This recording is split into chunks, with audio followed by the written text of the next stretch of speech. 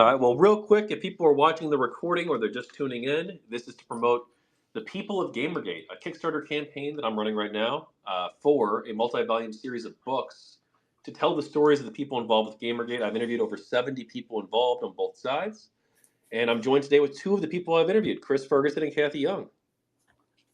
Hello. Do you want to introduce yourselves, Chris and Cathy? Cathy, you want to go first?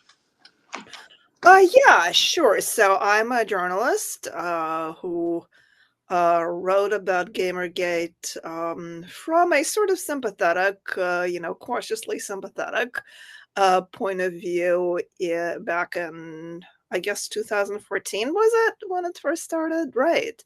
Yeah. I wrote for Reason at the time. I also did a piece for the New York Observer.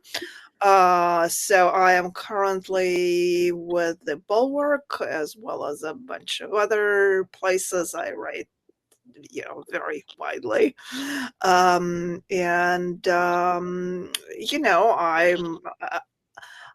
I guess I'm politically what you would call a sort of anti-woke liberal, although I've been pretty critical recently of some of the things happening in the sort of the anti-woke tribe. I just kind of feel like, there is just so much insanity all over the spectrum. So we will probably get to that. And I'm the only person who is always right. So,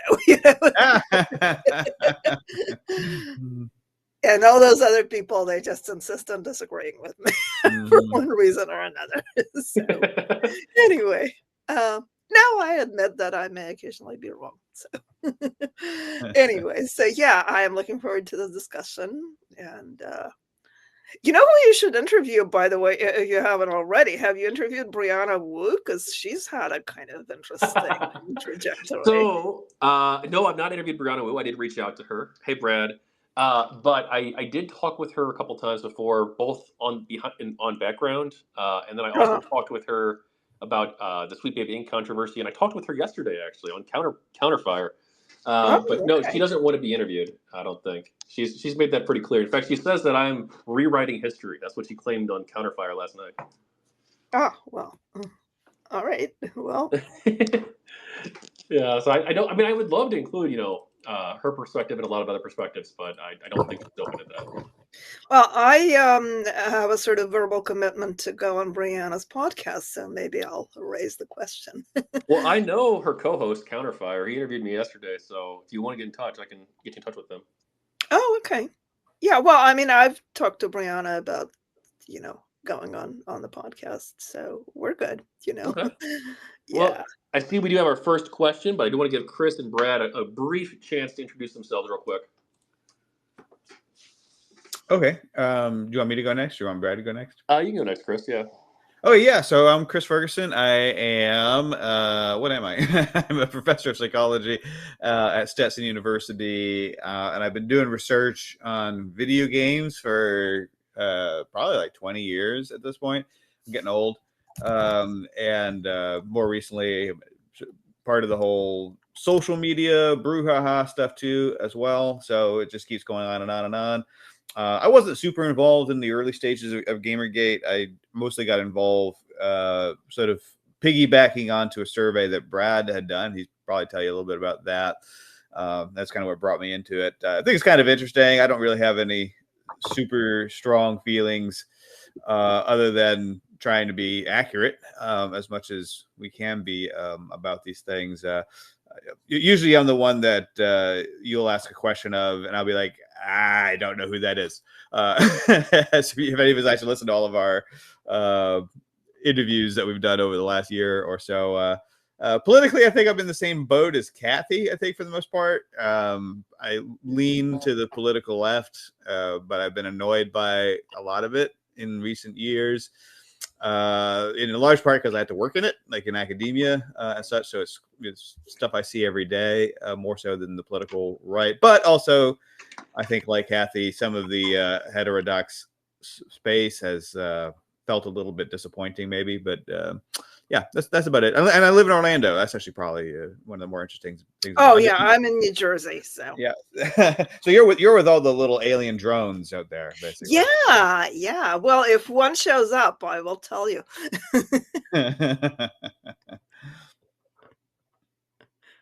I think Anyway. that's all right, Brad, do you want to give your brief introduction, and then we can start taking questions, or we can jump into the main, the one of the topics we set aside? Sure, I'll be brief. First, can you hear me okay? Yeah. Yeah. Good. Okay. First, I want to say hi, Cathy and Chris. I've spoken with you guys for years, but have never actually spoken to you guys. Right. Yeah, it's wild. Mm-hmm. Yeah. My name is Brad Glasgow. I am the polar opposite of Chris. I'm way up north with a whole bunch of snow right now. And I live on the shores of Lake Michigan, up by a town called Traverse City. That not you're many in people Michigan? know about. Yep, in Michigan. Okay. Yeah, and so we get the lake effect snow that you've been hearing about. Okay. Anyway, I started out. I started kind of in college and stuff doing journalism, but then I went into market research. And I was a project manager for a market research firm in the Detroit area for about a dozen years. And my job was to obviously find out the opinions of between hundreds and thousands of people at a time. And then the auto industry, which I did most of my work with the auto industry. When the auto industry died, I kind of came back up north where I'm from. And of course, I've always been a gamer. And I was watching the whole GamerGate thing go down.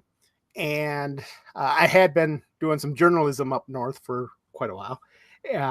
But when I saw GamerGate go down, I saw all these really poorly done journalism reports on GamerGate. And they would always say, well, they can't interview a hashtag. They can't really represent GamerGate side of things in their reports. And I thought, well, I don't really believe that. I think I can do something about that. And so that's why I started doing my surveys with the Kotaku in Action subreddit. And then I did the major survey with Twitter and the subreddit. And the rest is history. All right. Well, thank you. So the way this is going to work is that you can request people in the audience. I know we got a bunch of people watching. You can request to speak. We'll mostly be taking people one at a time. We may change the format as things go on. If there's dead time, there's nobody requesting to speak, which I see we have one right now. Then we'll jump on to other topics and take things for. I plan on going for at least 2 hours. I don't know how long the others plan on staying. That's up to them.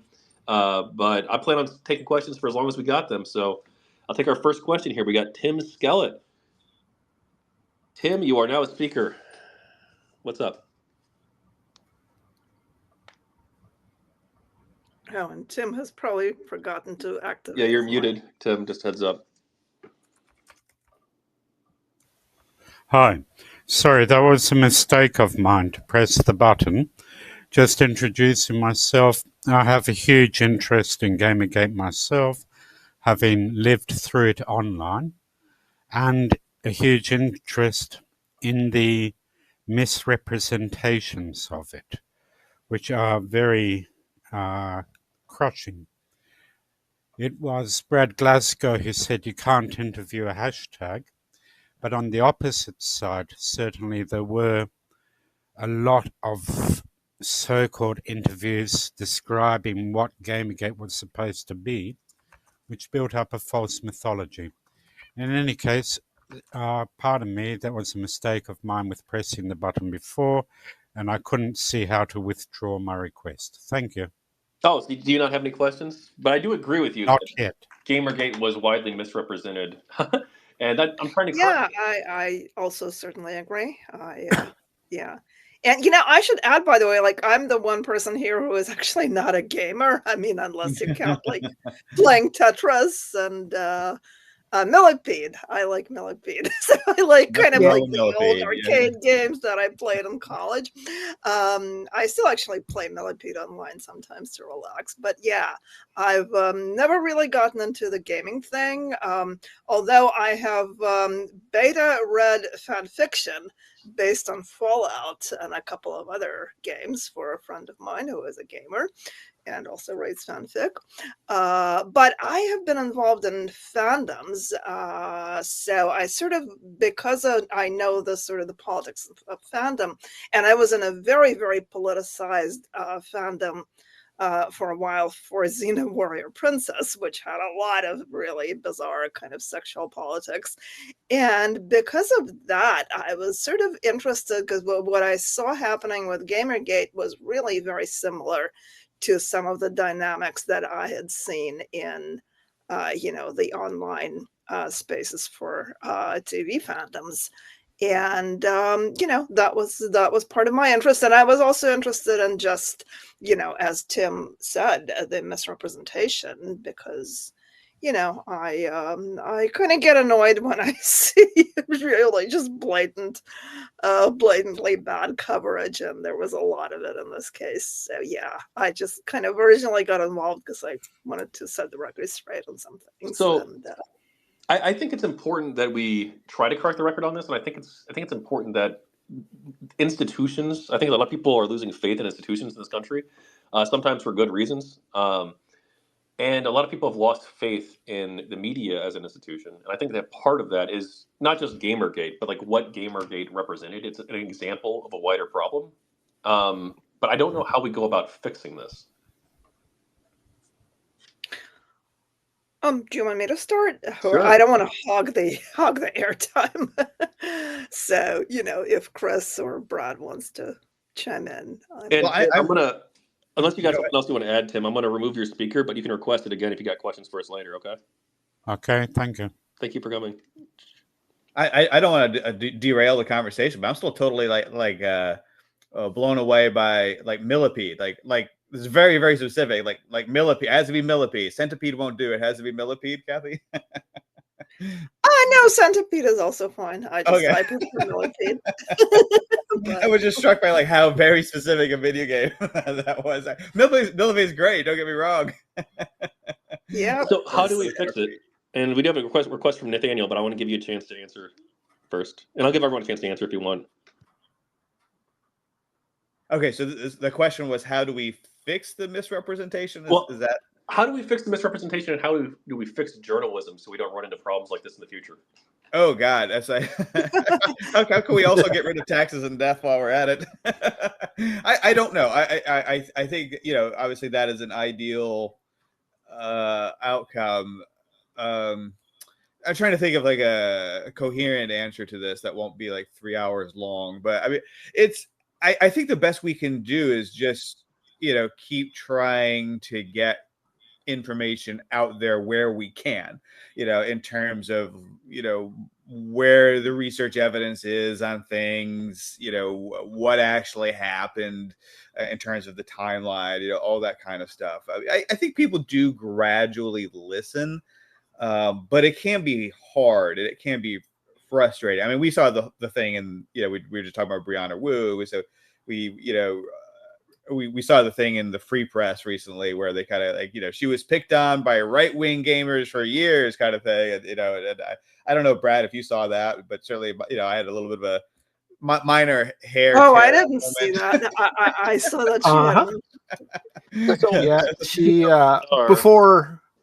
before Jesse Singal, Brianna Wu was the most blocked person on Blue Sky.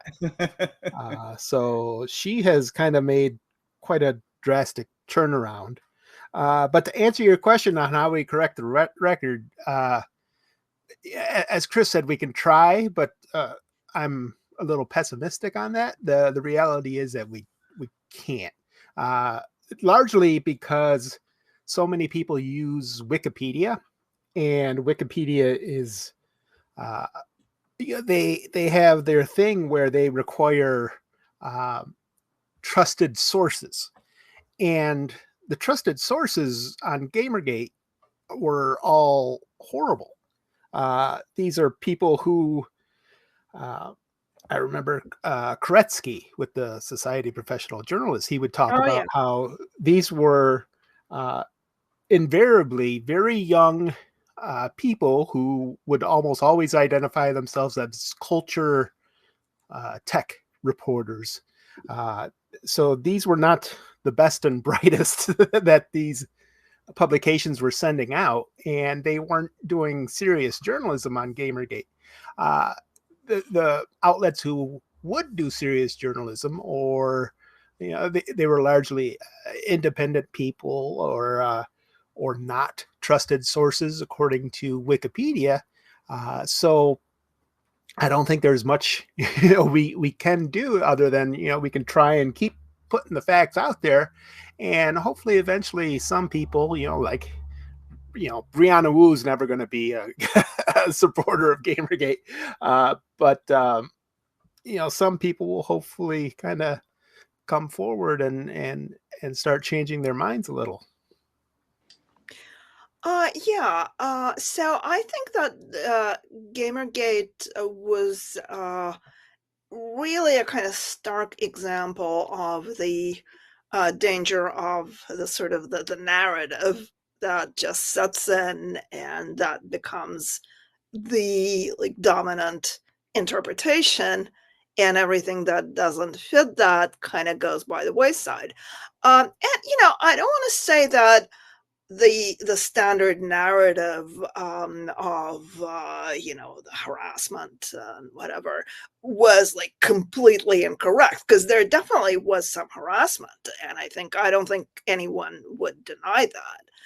And was there some were there some comments that were directed at Zoe Quinn, for instance, that really were kind of horribly misogynistic? Yeah, there were. I don't think that, again, that anyone would deny that. It's just the tendency to reduce this huge phenomenon to this one sliver of it that just was completely inaccurate. And a lot of the things that I knew just from looking a little bit into the events behind this, like the whole incident with the Fine Young Capitalists, for instance, which was a women's video game contest, which Zoe Quinn tried to sabotage because she decided that it was transphobic. As I recall, the reason was that they had a requirement that if you were transgender, you actually had to have identified as transgender prior to the start of the contest. So you couldn't be a guy who said, oh, well, as of today, I'm a woman and I'm joining this contest, which really does seem pretty reasonable. And Zoe Quinn decided that that was bigoted, and she actually bragged about trying to sabotage this contest, and that was one of the issues, for instance, that people had with her behavior. So Zumi couldn't join that contest all of a sudden, right? Yeah, and that was just something that completely got ignored. And of course, the misrepresentation of Aaron Dion. How do you pronounce Aaron's last name? I'm not sure. I'm interviewing him, and I still don't know. Right, but again, he was depicted as this sort of, this abusive boyfriend who was this, misogynistic, whatever. And of course, we know, having been close to the story, having followed it closely, we know that he was very much sort of from the same social justice activist world as Zoe herself. And one of the things that he was upset about was that she wasn't really following her own principles of ethical relationships. And there was that there were even the little details, people said, oh, he posted this on 4chan where he knew that Zoe was going to get horribly abused. No, he didn't. We know that he didn't, right? He posted it in a couple of venues where that were actually sympathetic to the social justice perspective, something awful in Penny Arcade. Yeah, something awful, which had been one of Zoe's own online hangouts. And of course, then, you know, they took it down, but somebody saw it and reposted it on the 4chan. So yeah, it was just this completely wrong narrative that took hold. And you know, like there were I think that there were claims made on the Pro GamerGate side that also didn't pan out. You know, like I think a lot of people believed, for instance, that like when Anita Sarkeesian left her house saying that she had received threats, I think That was Brianna Milo Wu. Yiannopoulos and a few other people tried to claim that she made it up, No, right? that was Brianna Wu. But she probably did. No, I think that was also true of Anita, because there were claims initially that Anita made it up. I think. Oh, I think she did. Yeah, I think Cathy's right. Okay, Cathy's always Yeah, because I think Milo called the San Francisco police, and they said that she hadn't reported it, but it turned out that like she had reported it to a different place or something. Yeah. So yeah, I mean that I think there was a kind of readiness to believe that, you know, the people who were claiming to have been harassed by somebody from GamerGate, you know, were making it up. And you know, I think that kind of mentality did exist.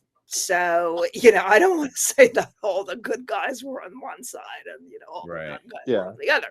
So, yeah. And I mean, I think, I mean, it's interesting that Milo kind of glommed onto this thing. And I can tell you that I really cannot prove this now because I don't think I talked about it to anyone, but I was kind of like watching Milo and thinking, geez, you know, like this guy is going to get into some serious trouble eventually. And, you know, and I just thought, you know, I definitely thought he was bad news. But, you know, but a lot of people loved him. And I mean, you know, he can be very charming. And I mean, eventually I was kind of, for a while, I was on good terms with him.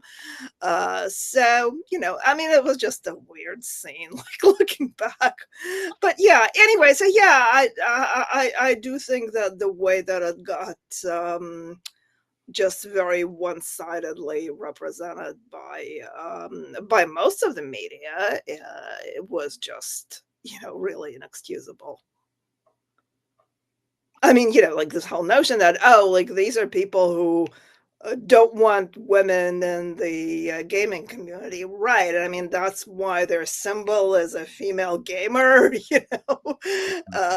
So that was kind of ridiculous, and it's funny because if you see, and I really don't want to hog the space, so I'll just shut up after this. But I do want to say, like, occasionally, like the people who wrote about it from the sort of anti-GamerGate point of view, like they actually sometimes kind of refuted the standard narrative. Like I remember that when Catherine Cross wrote something about it, one of the pieces that she wrote, she basically said, yeah, you know, it's not that, you know, GamerGate doesn't like women gamers. No, they're fine with women in the gaming community. It's just that they don't want them to be like politically conscious, and they, you know, they want them to be like Vivian James, who's the sort of cool girl who hangs out with the guys and just, you know, likes the same things that the guys like. So yeah, I mean, I think there were these contradictory narratives that I think were very much a part of it. But yeah, so anyway, I just, you know, want to turn it over to, I think Brad has a movie. Yeah, we did have a question. We did have someone requesting to speak a minute ago. But yeah, at any point, if anyone's listening, they can request to speak, and we'll try to bring people in one at a time. But yeah, Brad, if you got something, go ahead. I was just going to add that narrative that Cathy was talking about still persists very, very strongly to this day. As we know in the gaming space, there was just the Game Awards with a major game, The Witcher 4, which has a female protagonist, and that protagonist, you know, there's been a kind of a trend in gaming where Western developers seem to be making the women not as attractive as they used to be in old games. And that kind of happened, you know, some would say, for the character in The Witcher 4.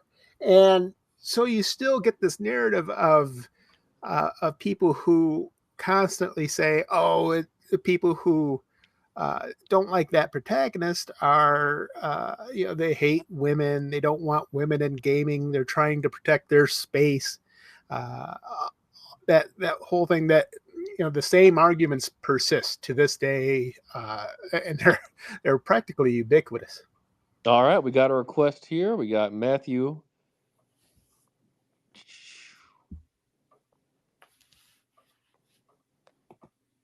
All right, I guess he thought I made him a speaker, but not. Okay, Damien then. Matthew, if you're still there, request it again. All right, so Damien, you're live. What's up? What do you got for us?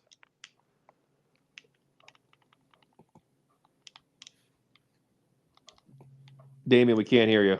You're muted. Hello? Hey, I can hear you now. What's up? Right. Hello, everyone. I'm Damien. It's good to hear everyone. I'm looking forward to this book. But yeah, it's just Tachyon had asked me to contribute to the book, and I had wanted to, but then I kind of, after 10 years, I finally reached a point of just near mental exhaustion with the topic, after being almost obsessed and consumed by it for so long. I just kind of got so tired, but I still follow the various different controversies. It's just I don't really feel the need to get into the nitty gritty of it and get into all the comments and arguing with people. I used to have a pseudonym, Kane Demo, but it's banned on Twitter. I had the reason it was banned on Twitter, I had a nasty argument with what is that guy called? Corn something? I Actual don't know. Jake? One of those actual corn or something. I don't know.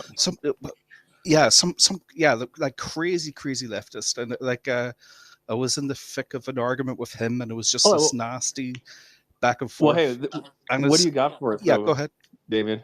What kind of questions or topic do you want to bring up?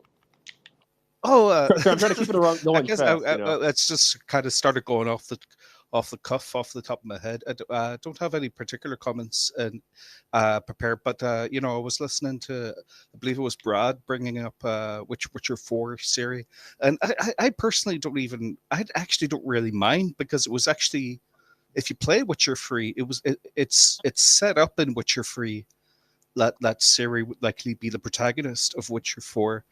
Although, people are bringing up, it's not lore accurate for Ciri to actually train to be a Witcher, because she hasn't went for the trial of grasses. And I see that point of view. But in terms of her actually being the protagonist, I don't mind that. I could see myself enjoying that. But I'm not sure if CD Projekt Red is the same company that made Witcher 3 what it was. And I loved Witcher 3. I adored Witcher 3. So many great characters and so many great women characters. And you had Triss, and like I've played for like games so many times, and Triss is always the girl I end up romancing, because she's just so, I just thought she was just so awesome and so well fleshed out. But all the characters are. But yeah, I have this kind of wait and see attitude for Witcher 4. I'm not as.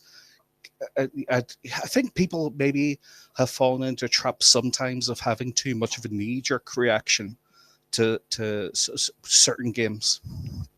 Yeah, I saw the trailer for Witcher 4. I'm not a Witcher fan, so take it all with a grain of salt from me. But I don't think she was ugly. Well, I think they're trying to make her look a bit older, but I don't know. I do think there is a trend in modern games, in the Western games, to kind of masculinize or uglify the female characters, and there's numerous examples of that. She kind of has that jowl thing going on that's going on with the character you know, in Horizon Forbidden West, or what the fuck is that character called? Oh yeah, Aloy. Yeah. So yeah, you know how in the newer game she had this weird jowl thing going on, but her case is kind of more extreme than Ciri. I don't know. It's like even Geralt in Witcher 3, Geralt looked very different in the actual game than he did in the lead up cinematics. So yeah, I have more of a wait and see attitude towards that. Okay. Well, you got anything else for us, Damien, before we move on to the next person? No. If you don't mind, I would like to just stick around and listen to people. Yeah, you're welcome to stick around for sure. Though I'm gonna remove speaker role though. Okay. Sure. Okay. Well. You got something else? Thanks very much. Yeah, thanks absolutely. very much, everyone. Thanks for coming by. GamerGate 1. GamerGate 1. I believe GamerGate 1. Okay. Well, that's my final thought. Vein, back to Kickstarter, my friend. GamerGateBook.com. I just want to say a quick hello to Damien. We talked a few times over the years, so good to talk to you. Yeah, we did. Good we talking to you as well, Chris. Appreciate all your talks and feedback over the years. Thanks very much. Good luck with the big Tachyon. Thank you. All right, we got someone else coming up here. We got Nathaniel. You're back. I'm gonna try to add you again. Nathaniel, you're live. What's up? Hey guys. So I was trying to figure out what was going on with GamerGate while it was happening, and I never really could kind of get to a point where I felt like I had a really good handle on it. So I'm actually a little undecided on what was happening. But my question, and one more quick bit of context before I actually will ask a question, is I was much more familiar with the science fiction community, and so there was kind of a related scandal that happened at the same time. If you're familiar with Puppygate or the Sad Puppies, yeah, exactly, the Sad Puppies. So I actually interviewed a lot of science fiction authors, including some that were, pretty successful, and just they didn't want to go on the record. So I was able to see kind of from the inside what it looked like for kind of the social justice movement to rip apart a fandom like that. And it was devastating to me as a longtime science fiction fan because I'd had this naive view that all these guys were friends, and then seeing that how much that was not the case, and the extent to which things that institutions that had so much credibility with me, like the Hugo Awards. I was actually at the time reading through the entire backlist of all the Hugo winners, and then kind of gave that goal up when I saw kind of how the sausage was made. So my question would be, how do you put Gamergate kind of in the context? Because I know it wasn't just the science fiction community. I know, like, I'm not a romance reader, but I know there was a similar blow up there. It seemed like the social justice movement was kind of just demolishing fandoms and communities one at a time. That's my impression, and I just kind of wanted to get feedback on that and how Gamergate kind of fits in with what happened in these other communities and other fandoms in pop culture, kind of around the same time. Yeah, so I for this project, I've only focused really on Gamergate for the most part. I have talked about the Sad Puppy situation a little bit with Kukuruyo. He was an artist who was actually nominated on the Sad Puppies list, and also with the QQ. He made a video about it. So I'm a little bit familiar with the situation, and it does get talked about in the book, though I'm not as familiar. As for the social justice community infiltrating communities, I think there is something to this. I think there's a lot of people in our society and culture, not like a lot. It's probably like 5 to 8% of the population, based on like the Hidden Tribe study at least. But there's a percentage of our population that doesn't really believe in like liberal values, and they do hold this like woke ideology or progressive activist ideology, and they're intolerant of other views and tend to be fairly insular. Like that is like a group of people that exists, and they do like, quote unquote infiltrate communities, I guess. I don't know. I mean, obviously, gaming. Anyone can play games. If you want to make social justice games, I'm fine with that. But I do have a problem with people who want to engage in censorship or other illiberal practices or unethical conduct. I guess I'll let the others take this question. Yeah, I could talk about it a little bit. I mean, my impression is that whatever this thing was we call the social justice movement or the Great Awakening or whatever term we use for it, I think it was notorious for basically anything it touched destroyed, right? In a way, like, it's not just the gaming community. Obviously, we see it in, like you said, science fiction communities. It's been a big thing in Dungeons and Dragons, right? It's touched academia. Most of us, in academia are pretty much on the left, and it still kind of broke people apart. And so, a group of people who mostly saw the world the same way now are at each other's throats. It really kind of anything that was sort of not on the right, that was sort of like left coded in any way, shape, or form. It really touched, like, young adult novelists. There even talks about, like, outbreaks of social justice craziness in the knitting community of all weird things. It just everything it touched, it kind of caused this like contest for some individuals trying to portray them as more themselves as morally pure, and then other people who just were kind of skeptical of that, even though they might all vote for the same person for president. It didn't really matter. There were these really, really nasty fights between people, mostly sort of inter-left fights for like moral purity. So it definitely is something that, and maybe like GamerGate was sort of like an early sign of this. It happened, within the gaming community before it touched like academia, I think, at least to the extent that it's touched academia today.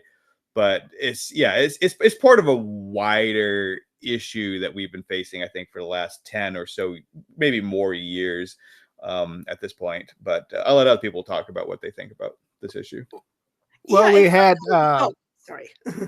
Oh, sorry, Cathy, but I was just going to say, back in when I went to college in 1991, way back when, we had the political correct movement, and that was kind of a precursor to the whole social justice movement. And I don't really know how, but it, after a few years, it died, and then with the whole social justice movement, it came roaring back, and just much stronger. And has persisted.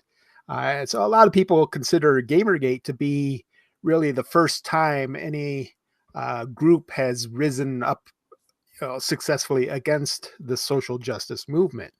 I don't know how accurate that is, but I know, for the most part, the gamers who were involved in GamerGate, it wasn't so much they're wanting to get political as they're wanting to not get political. They don't want politics. They just want, pretty much every GamerGater will tell you, I just want to play good video games. And they don't want all the social justice trappings that come with the whole movement in their games.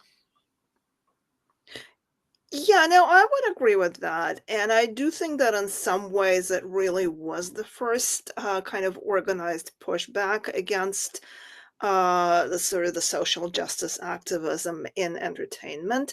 As far as where it showed up first, like the sort of social justice kind of impetus, I would actually say that it existed in academia before.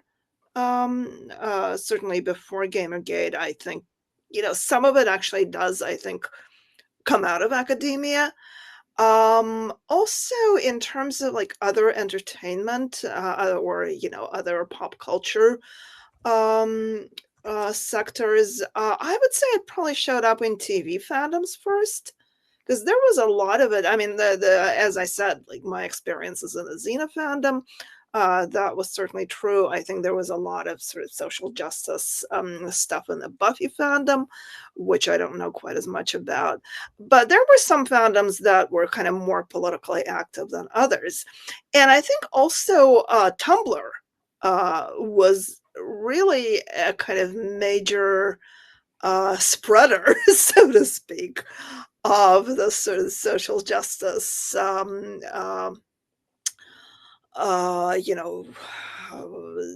the sort of social justice zealotry. And I think, by the way, the Tumblr, that subculture was also where the term social justice warrior first arose. And I think I remember vaguely reading something about how like social justice was about like a big thing in the My Little Pony fandom, and which is like, all right. So it's My Little Pony. But yeah, it was sort of I think it was everywhere, and like there were things that I saw because I spent some time on Tumblr. I think in starting in maybe 2012. So I was there for a couple of years before Gamergate. And I saw things that were going on, like, for instance, if there was a character that, in some, on some TV show that a significant portion of the fandom had decided was gay, suddenly, like, if you you know what shipping is, right? In fandom terms, where it's like you support a relationship between two characters, or you kind of like them together as a couple. This is what's known as shipping. And suddenly, like if you were shipping a character who was regarded as gay by the sort of activist portion of the fandom, and if you were kind of rooting for that character to be with a heterosexual love interest, all of a sudden you could get accused of being a homophobe. Like you could be accused of being a homophobe for writing fan fiction, in which a character who was not like proclaimed to be gay on the show, but who was believed to be gay by the activist portion of the fandom. And if you were pairing that character in your fan fiction with an opposite sex love interest, you could get called a bigot and you could get trashed for writing that. And I mean, I know that like there were people who were actually asking questions like, should I delete my fan fiction because, it pairs, such and such character with somebody of the other sex. And, people believe that that character is gay. Like, am I perpetuating oppression if I write them as heterosexual? And yeah, a lot of people would say, yes, you are totally like, you are perpetuating oppression. And so there was stuff like that, and there was stuff like just a very politicized way of seeing characters.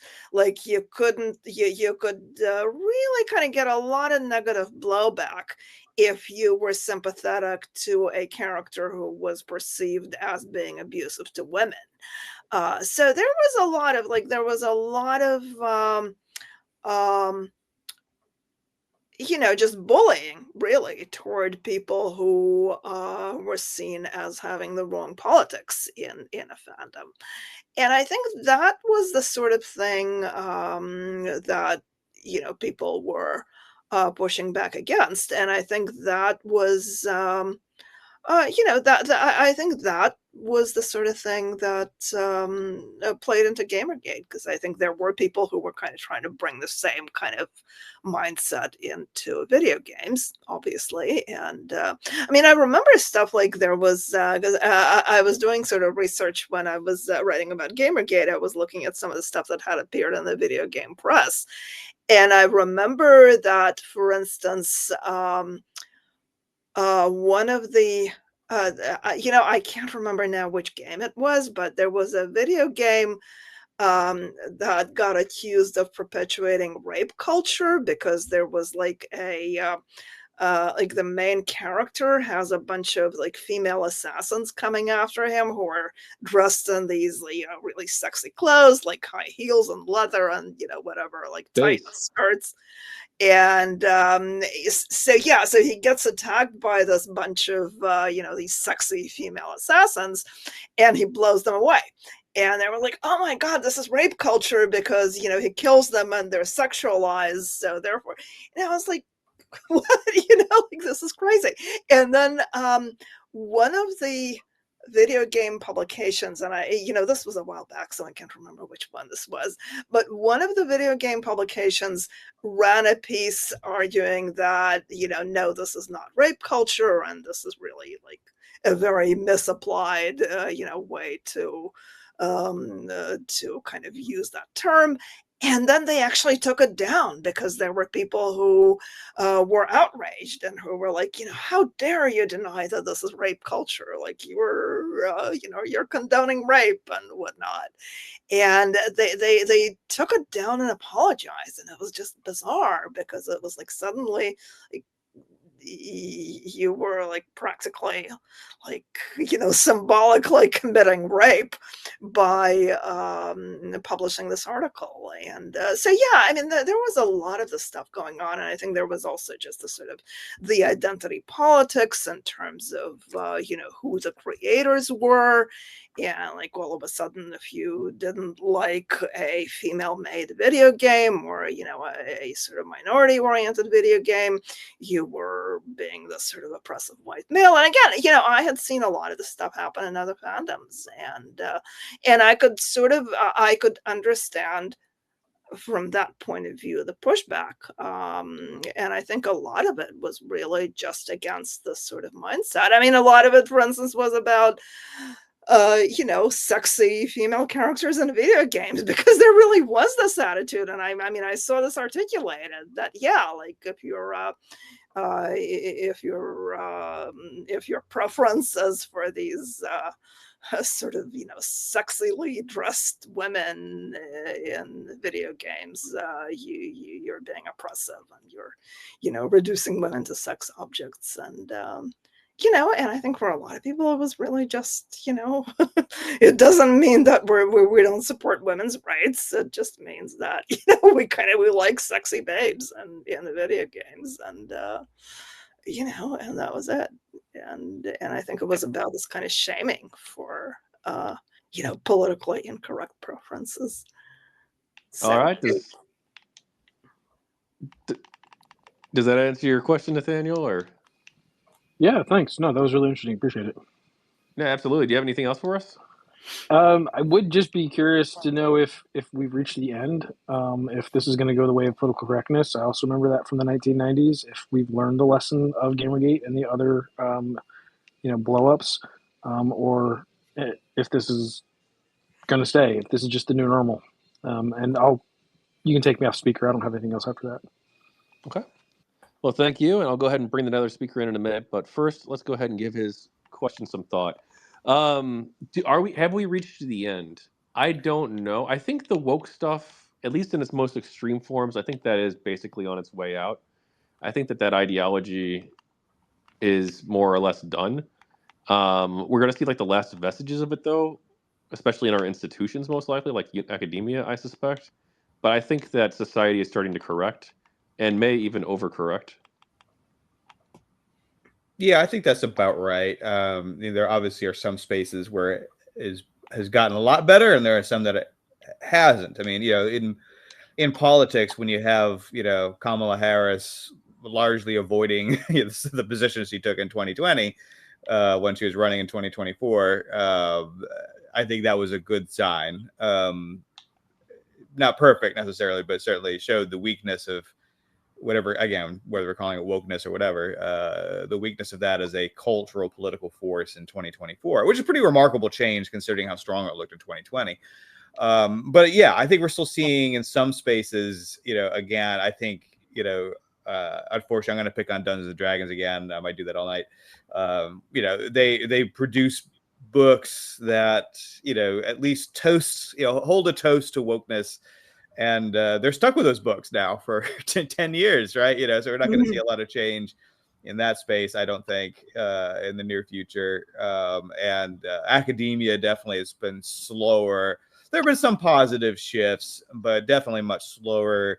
You still hear people talking about like decolonization, and unironically, in academic spaces, or using Latinx, unironically in academic spaces. So I think academia is probably going to be one of the slower spaces to change. But in fairness, I don't fear for my job today the way that I did 4 years ago.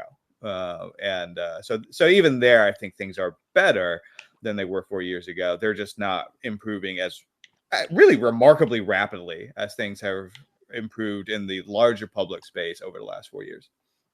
Yeah, I mean, I think that it is on the way out. I think it has been I mean, I think in a sense, we probably reached like peak woke, as some people call it, maybe like a couple of years ago. And I think we have been seeing some signs of a kind of cultural pushback over the last couple of years.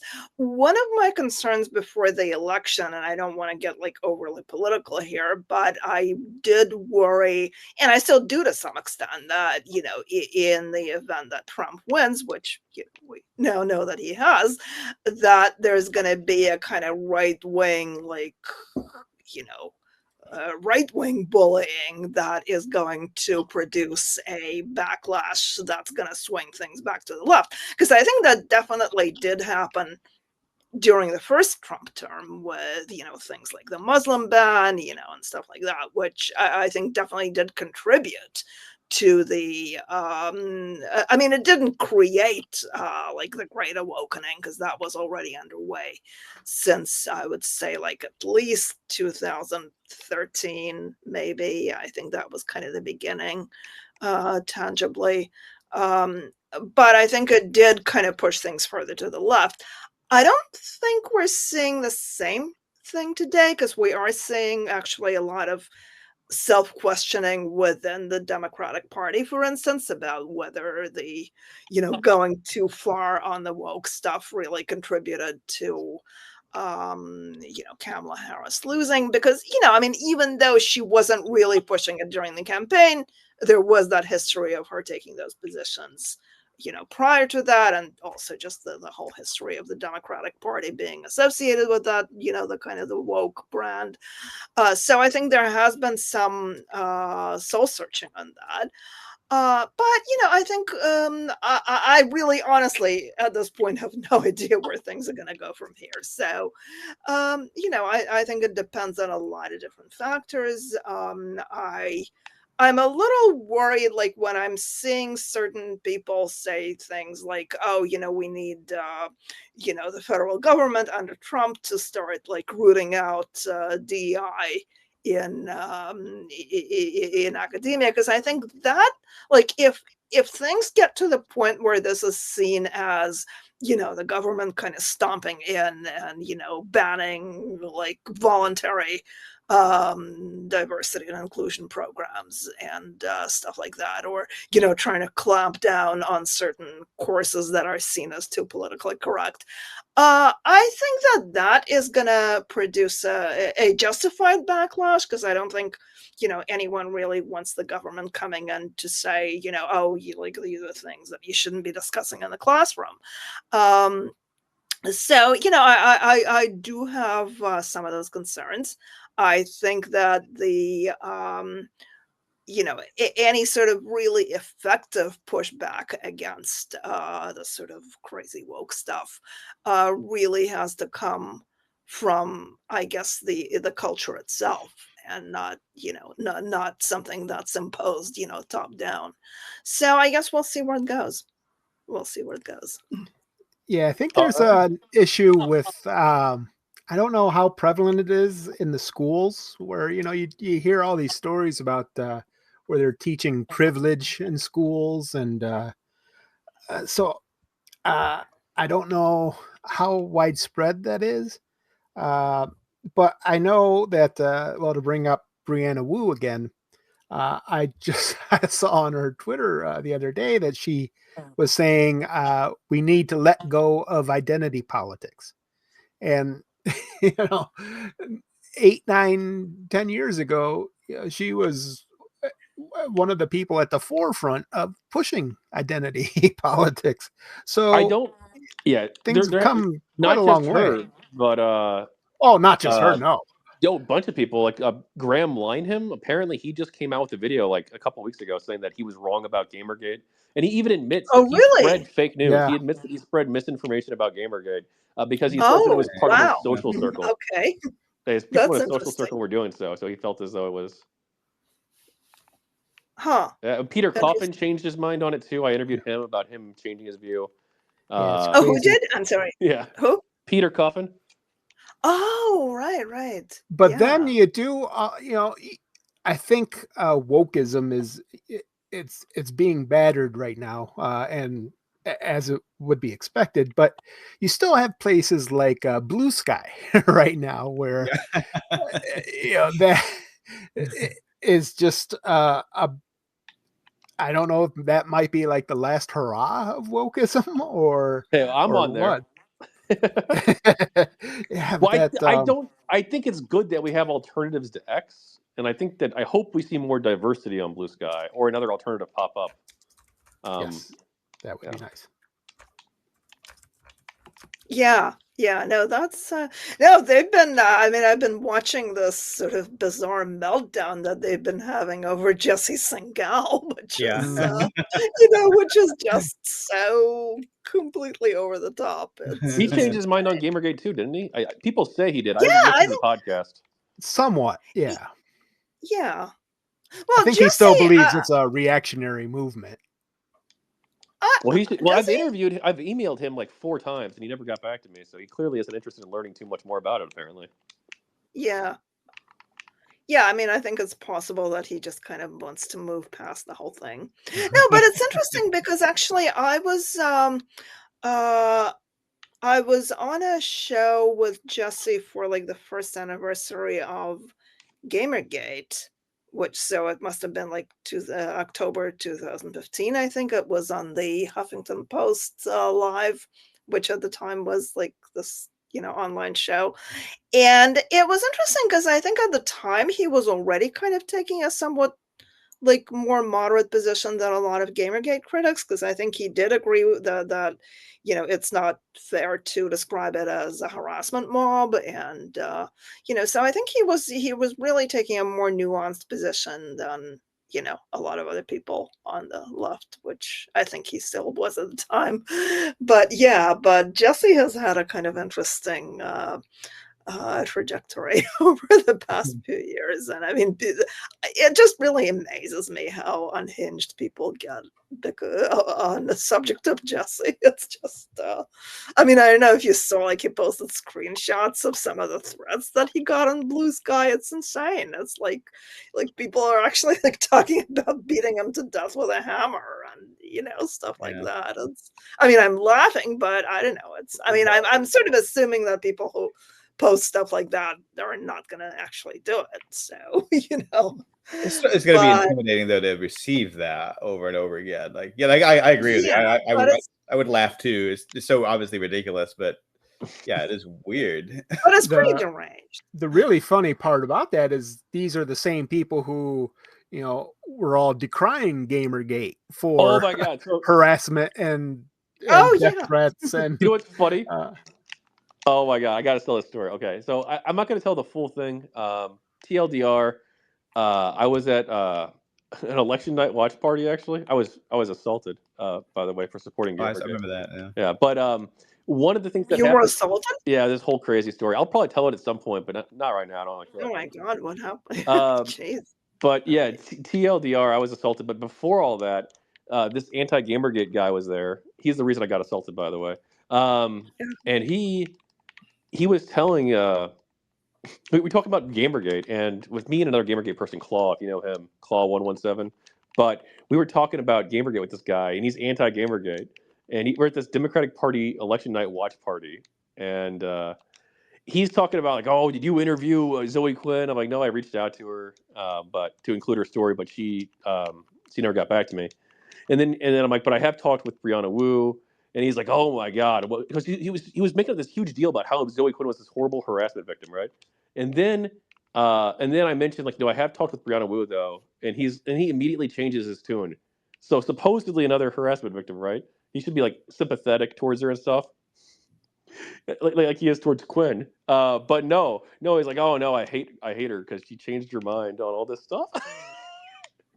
So it's like, wait, so it's like, oh wait, so you're selectively empathetic. You're like when she's on your team, like all of a sudden you're like, oh yeah, I'm all on this person's trying to win their favor, and like the second they switch sides, quote unquote, you're immediately just like, who cares? Oh yeah, but I mean, I think this whole like the all of this hand wringing about harassment, some of which again was real. But I think it was always ideological. I agree. Yeah, and you know, because like even like at the height of Gamergate, yeah, I mean, was there harassment from some people inside Gamergate toward, you know, people who were seen as like social justice warriors or radical feminists or whatever? Sure, there was. But there was also harassment that was happening like from the anti-Gamergate crowd toward people who were seen as pro-Gamergate. And, you know, no one ever really objected to that. And, you know, I mean, no one on the social justice side. They were on the right side. That's seen why. as entirely like one-dimensional. And I think if you, I think they would probably say, well, like, you know, if you're harassing like people who you've labeled Gamergaters, you're just really like striking back against harassment toward women or something like that. So yeah, and you can even tell this too, because like I was talking with someone else recently, WYCD. He's a YouTuber, nice guy, get along with him. He actually changed his mind on Gamergate because he talked to me. He went in more skeptical, but he was talking about how like, oh, I thought the Gamergate people had these reactionary politics. He thought that's why he was against it.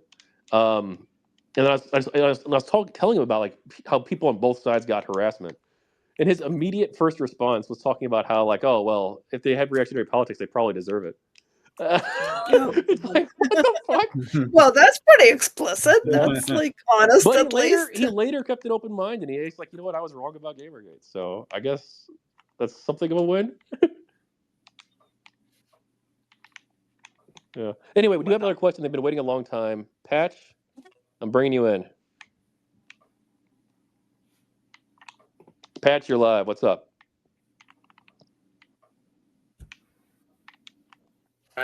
Oh, hello. You hear me now? Indeed, yes.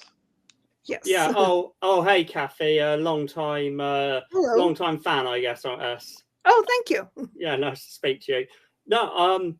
No, I just dropped in if you're on the Gamergate stuff because, there's somewhere there may be a picture of me shirtless at a party dancing next to a guy with Gamergate drawn in paint on his chest. I'm not sure. It may exist. I don't know. I definitely was there, and there definitely were cameras. That would have been a strange party. Yeah, it's a convention. That stuff happens. No, I think the game you were talking about, Cathy Young, with sexy nuns would be Hitman Absolution. I recall that. I'm sorry, what? I didn't quite.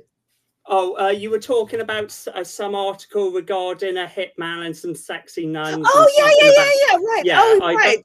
Yes, yeah, that would was have been Hitman Absolution, Hitman which I Absolution. believe is Hitman 5. My numbering might be off. I think you're right. No, and I think those like the assassins, I think were originally been dressed as nuns. Right now, it's kind of coming back to me. Yeah. And then like they rip off their nuns' habits and they're like in these tight dresses and high heels, and then like they whip out these machine guns or something. And it's a very James Gunn. I know he was one of the guys who wrote the thing defending this, I believe. Kills them, and and that was, and I think because of that it was sort of labeled as rapey because there was this sort of sexual. Well, there were a couple of things going around there. I just want to kind of give my perspective on what was happening before that and kind of why I think it got so bad. Okay, I'm sure a couple of you recall people like Jack Thompson, various figures in the conservative sort of media around, say, GTA 4, stuff like that. And I feel what kind of happened is you would have a lot of these gaming news blogs, like, say, Destructoid or something like that. And they would have these blogs like, about whatever Jack Thompson has said most recently or whatever this Fox News woman has said. I believe there was some woman on Fox News who wrote a thing about, there's a game called Bulletstorm. It sort of has quite a juvenile sense of humor, like you will shoot someone in the ass and a big screen will pop up saying something like rear entry, or you'll blow 5 people up with a grenade and gang bang will pop up on the screen. So you'd get like some woman on Fox News who would talk about how it was like rape culture or something, and then Destructoid would post a blog saying, you know, something like Fox News woman talks about Bulletstorm rape culture, gets raped by Amazon reviews or something like that. And it would sort of happen over and over again. Like someone would come on, complain about something in a video game. There's even a thing in GTA where someone took a video of himself like murdering a bunch of hookers. Some people, I think in that case it was some feminists, got upset, and you'd get, you know, people would attack them and blah blah blah. And I think what was interesting was when you got to like the Anita stuff, I think the sort of culture was already very toxic. Like you already had this established thing where people just go off on anyone who complained about so and such in a game. So then there was this sudden sort of, I think to a lot of the audience, quite reasonably, it felt like there was this sudden switch from someone said something bad about video games, go abuse them online, to we need to talk about our toxic culture, which I really think was part of why you had this big sudden split between, and when I say critics, we're really talking about bloggers. Like a lot of these people, yeah, there's a very, with gaming stuff, there's a very loose separation between professional journalists and just bloggers. But I feel that was kind of the origin point, really, was this split from like the conservatives to more sort of liberal people being critical. And then this kind of, which to be fair, with someone like Jack Thompson, he generally wanted a legal sort of thing to be put in place to prevent certain stuff being sold. So I think it's a different thing. But you've got to understand, to a good chunk of the audience, they probably aren't thinking that far ahead. They're probably just thinking Jack Thompson says GTA is awful and makes people want to, you know, commit crime. Go yell at him and write about how you'd like to rape his mother online. So that's kind of my perspective of a sort of origin point before we get to Gamergate, so to speak. I agree completely. I think that's one of the biggest inflections for Gamergate is that in the older days on the internet, when you had all these gaming websites, one of them that I always bring up is Old Man Murray, where they would literally have posts there where they would have like the best shit talkers. And these were people who would just talk crap to each other where, you know, they would talk about, you know, raping each other as, you know, men to men, and, you know, just the worst things you can possibly imagine, just awful, edgy stuff. And I remember I would play GTA Online and someone dug through my friends list, and like I'm not going to repeat it because it would involve me dropping several racial slurs, and this is recorded, so got to be safe. But you would get these kids who would just be horrible, and they would dig in, they would look for people you were friends with. It was a shitty place, to be honest. Oh yeah, there was always this edgy culture with gaming, but then with the gaming media, at some point that stopped being the case, and you know, kind of when magazines started dying, I guess. Yeah, because I remember I had a PlayStation magazine, and it would have a section called like the Mad Jap Corner, or a review of an Incredible Hulk game in official Xbox UK described him as like the equivalent of he gets as angry as a Packy in an off license or something. Sorry, I just dropped a slur there. I forgot. Some of the games journalists who were most against Gamergate, some of them were actually had some of like the the most vociferous, I guess you could call it, arguments that they were making about the right wing criticizing video games over violence in the 90s and 2000s. Like Leigh Alexander, the author of the Gamers Are Dead articles, one of the first one for Gama Sutra. She actually celebrated Jack Thompson having heart disease. Ooh, in an article. And then like Adam Sessler, of course, big anti-Gamergate person. He was, you know, his rhetoric during X-Play, during his X-Play days was about people who said that video games cause violence was quite heated. Yeah. Personally, I'd separate Lange and what's his name? Sessler. I think Lange, the heart disease thing is just a step over the line. Yeah, Although, I like agree. I point out, Thompson was actually someone who did want legal measures put in place, but I still think it's way over the fucking line. Adam Sessler, no, I don't care. I think he's allowed. I mean, it was X-Play. He was allowed to. He was basically a paid actor to just do like that sort of era humor. I didn't like X-Play when it was on, and I wasn't particularly into him when he left it.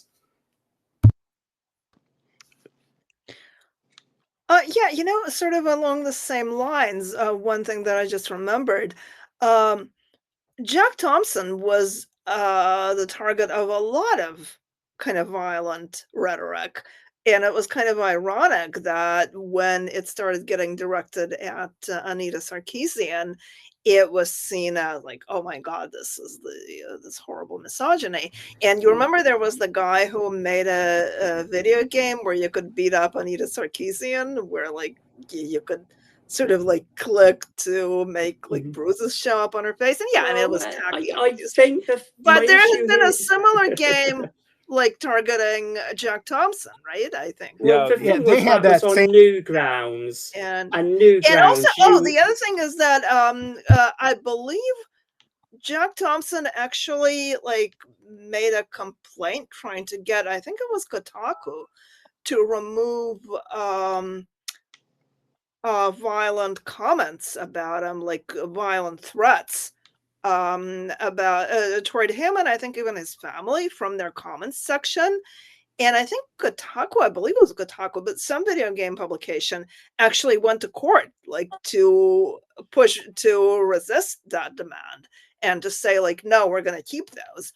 And then I think once people started going after Anita Sarkeesian, I think the same publication, and again, I'm pretty sure it was Kotaku, voluntarily removed and like banned any sort of violent comments about Anita Sarkeesian. So it was just really this remarkable double standard where it was kind of like the same stuff being said, including, by the way, rape threats. Like there were apparently rape threats directed at Jack Thompson. So you know, it was just the kind of the double standard was yeah. Well, I think my issue with how it's sort of being brought up a bit is something like the Beat Up Anita game. I think it was on Newgrounds, and Newgrounds, like, you would have stabbed Daniel Radcliffe in the face when he was like 12, and it would just be a picture of him.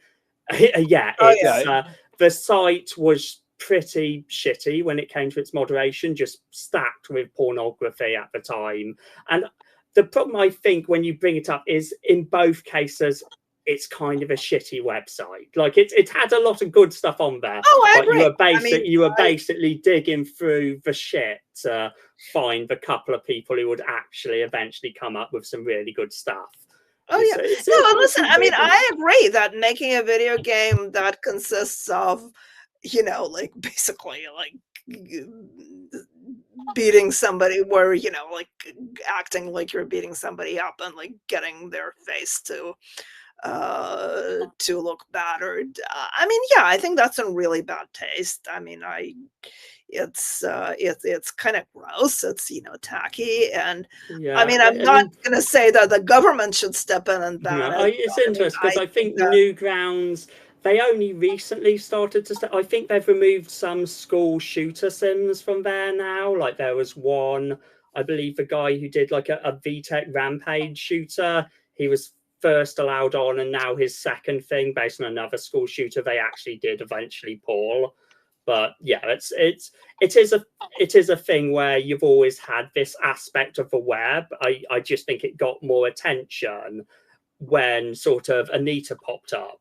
Oh, and yeah. That's also what made it significantly worse, because it was getting more attention. So it just, then you had even more motivation to keep doing and produce more and more stuff. Agree. Totally agree. Yeah. Cool. Well, Pat, you got anything else for us?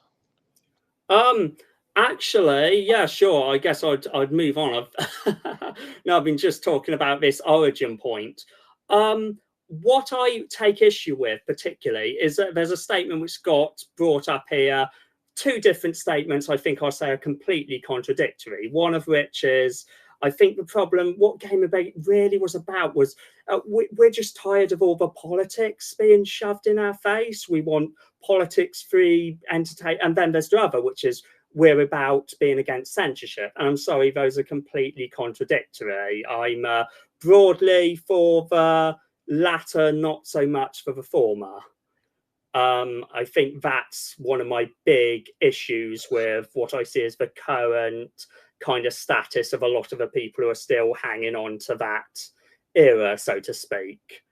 When it comes to, I can give some examples of some really obnoxious censorship. Anyone heard of Watch Dogs Legion? Like sure, but I think we're all familiar with a lot of the examples, but you can go over it briefly if you'd like. Yeah, that they patched out. They had a woman called Helen Lewis briefly in it, like on a radio thing, and then probably because they got too much harassment from, like, I guess a trans group or something, they removed her just because they patched her dialogue out, which is a really just weak source thing as far as I'm concerned. Like, it's just patches someone's out because the actress said a couple of fairly tame, I guess, turf-line things that someone didn't like. I think that's like the weakest sort. That's like probably the most pathetic thing I've seen as far as censorship goes of late. Although, to be fair, that's quite a few years ago. Cool. Well, hey, thanks for joining us. I appreciate it. Okay. Do we have any other questions here? Any other speakers want to jump in real quick? If not, we got a backup topic we can talk about. No, just that Helen Lewis is in the same category as Jessie Single. I never quite understood. I've read her stuff. I've never quite understood why she attracts the amount of antagonism as she does. It's that whole Blue Sky thing again. Like, there aren't more horrible people on Blue Sky than Jessie Single and Helen Lewis. I don't get it. I think it's the trans issue. I think that's really, like, that gets right now probably more like vitriolic blowback than anything else. Yeah, I would say, like, doesn't like the Chinese, the Communist Party of China have an account on Blue Sky or something? I mean, like, you know, I mean, they have actual genocide camps. I mean, you know what I mean? Like, because some degree of proportionality. Yeah, but on the other side, you have like misgendering. So that's you know. All right, Nano Boar, you have the floor for a minute. What's up? Hi, is my sound okay? Yeah, we can hear you. Yeah. Yeah. So I just kind of like wanted to give like a little small opinion, which is just that I feel like kind of a lot of the reason why there was so much backlash against, like, not just Anita Sarkeesian, but again, like, the main GamerGate controversy was kind of like, it was sort of not just that there was a shift in kind of the way game publications covered things, like the perspective seemed to change, but also that it was too uniform. So, like, for instance, with Anita Sarkeesian, I think that, you know, not to personally attack her or anything, but a lot of publications, I think, uncritically propped her up, I think, to too high of a level, and that led to a lot of backlash where I think a lot of people felt she was overrated. So I think that's kind of one thing where they wanted to promote an agenda, but because they were so heavy-handed in promoting it, they ended up inadvertently leading to a lot more backlash. So I feel like that's kind of where a lot of the sort of backlash ended up being fueled from. Yeah, a lot of the people I talk with, I've interviewed over 70 for the book, and a lot of them tell me that they don't think that GamerGate would have happened if not for the Gamers Are Dead articles, or that if it did happen, or it would have been a lot smaller without them. Yeah. Like, that was kind of what it seemed like to me when it was going on. Like, not long after it happened, it really did seem like, you know, if it wasn't for sort of the gaming press circling the wagons, it would have been a controversy. There would have been the harassment that was going on, but it also probably would have died down and just been just another controversy that people eventually forgot about. But it was kind of like the sort of the unanimous and again, kind of like the uncritical support behind figure who was either somewhat over, I guess, problematic, if that word isn't too corrupted. Yeah, and unfortunately, the games press, I think, still has a lot of problems. They still don't want to talk about stories that don't fit their narrative. I've reached out to most of the major gaming publications for this project with me launching the Kickstarter, and so far, none of them have reached out for an interview or covered it or anything. Is there a games press still around? I mean, Well, I keep that's a hearing good about all these question. like. There's not much of one left. It's dying, big time. Kotaku is just a shadow of what it once was, and I hardly ever see Last week at IGN, I think, or something like that. Yeah. I think with Sarkeesian, I mean, one of the observations I always had was, and I think you see this in a lot of different contexts too, is you get like two sides again that just kind of feed into each other and make each other more extreme or radical. Maybe. I mean, one of the things about her I always found interesting is, and maybe this would be the most controversial thing I'll say, is I actually thought her first video was pretty good. I thought it was fine. You know what I mean? Like she raised some reasonable points. I didn't agree with her 100%, but I thought it was, within the bounds of not being crazy. And then she experienced everything she experienced. And I don't mind that people were critical of her video or position. But then it was just over time, like her position on things seemed to get more and more, extreme. Maybe extreme's not the right word for it, but certainly more rigid, I think, than where she had started. And I don't know. I mean, I see that trajectory a lot sometimes on both sides. I mean, we can say the same thing about some of the heterodox people as well that kind of had the same trajectory. Where they start off in a pretty reasonable spot and then they end up becoming a lightning rod.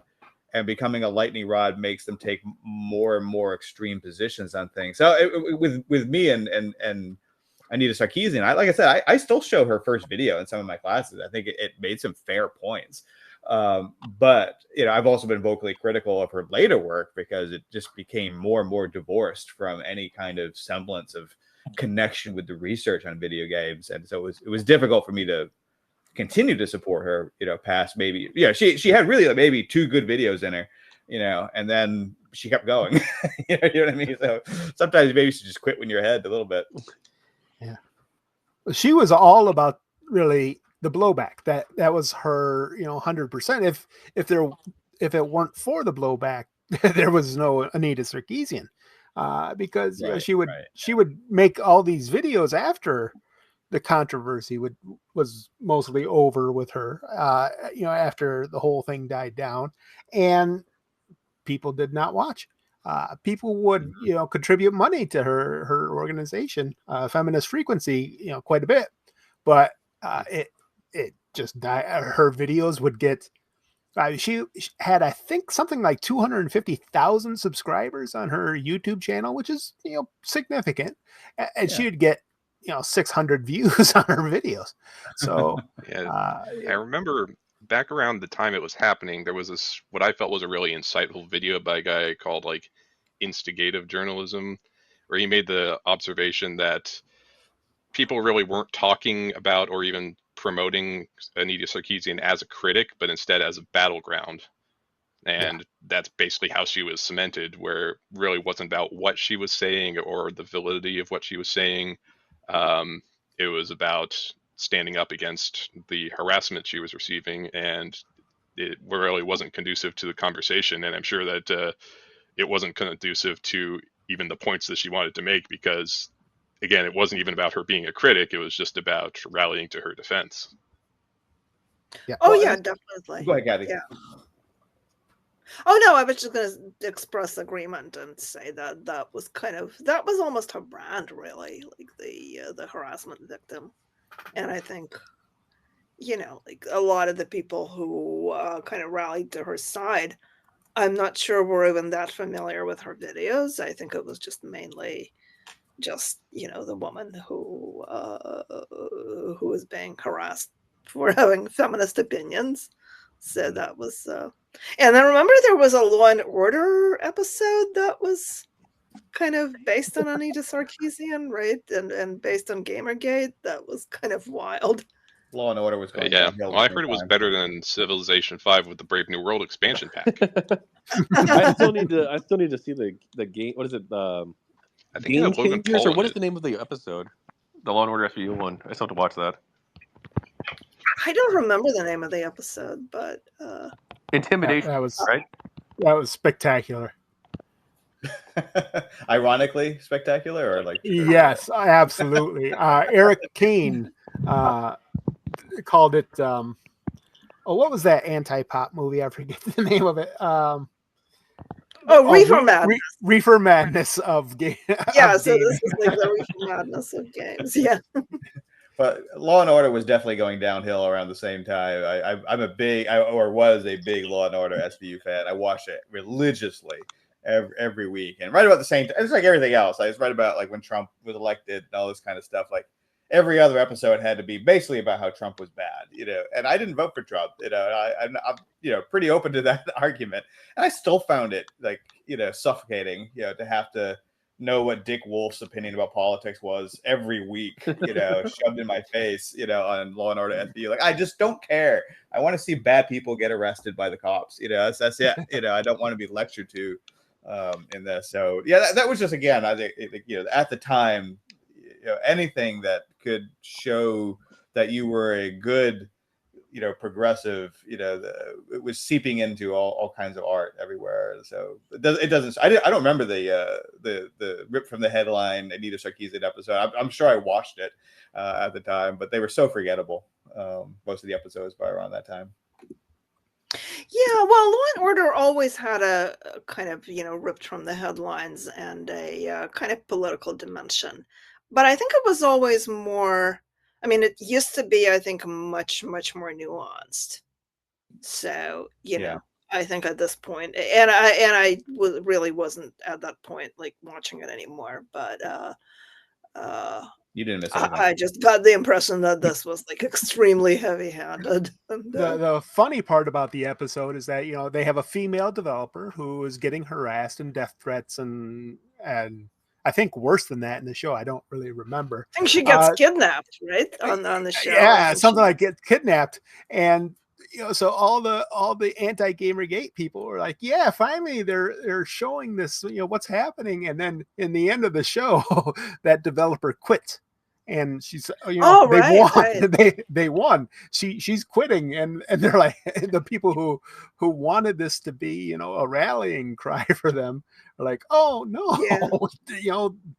The GamerGate in the show won. So, in fact, I think one reason not everybody was upset about it was also the fact that I think towards the end, the main bad guy, they're saying about him he can't remember what's real and what's a game anymore, which was way too close to Jack Thompson territory. And I'm sure that the anti-GamerGate people did not like anything close to Jack Thompson-esque in their vicinity. Yeah, that's why I say, normies with rarer exceptions should not be involved with gaming. I would say Cathy is probably the biggest exception because she's one of maybe 5 people in the world who wrote well about GamerGate. Thank you. But for the most part, as I told you, Tachyon, a long time ago, that Charlie Wiesel with the New York Times, they ran I think it was 4 op-eds in the New York Times where it was like a main feature. You go to the website, they got special graphics for it. Yeah. It's called Everything is GamerGate. So, and Brad, Chris and I actually just like 2 weeks ago or 3 weeks ago, we actually just did a deep dive going through all 4 of those articles and what they got wrong, which is quite a lot. Oh, yeah. Yeah. I'm still having nightmares. Other than that one stupid thing, that little I'm still obsessed over that cursor game one. You know what I'm talking about, Tachyon, right? That's the thing where he was just mentioning that. Brad was, yeah. That was like the best part of any of the 4 articles. It was just this little thing where it would follow your cursor around on the screen. It was like, oh, this is actually pretty cool. Your cursor was getting harassment. Yeah, basically. Everything else in all 4 articles was bullshit. But this little cursor game thing was fantastic. Yeah. These people, they just don't have a chance of, Charlie Wiesel does not have any chance whatsoever of understanding Gamergate without diving into the whole thing with gamer culture, fandom. It takes years to really understand what's going on. So that's the problem, is you can't get good writing about Gamergate because these people they don't have a chance.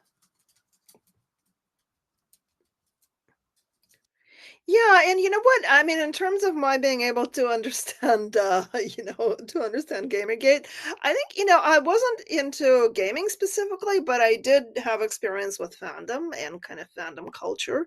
So I think that because of that, I kind of had a bit of a,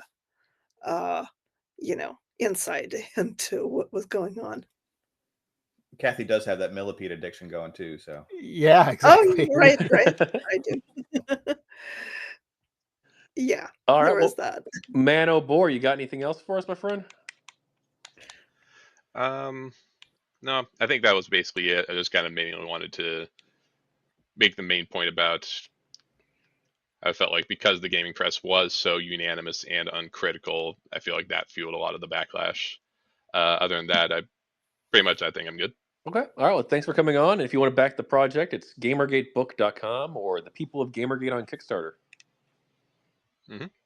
Thanks for coming. And if you're still wanting to speak, by all means, request your speaker status now. I see we have one here. Damien, you're back. Okay, I'll bring you back in for a minute. But if you have anyone else who hasn't spoken yet, by all means, make your request now, please. Damien, you're in. I see we have another request here. So, Yes, I have comments and a question. Okay, so just on the earlier topic that was brought up on have we reached a cultural turning point or not? So there are a number of indications that we have turned an important turning point, and the video game industry has some signs of that. Like there's a string of these massive failures from AAA gaming.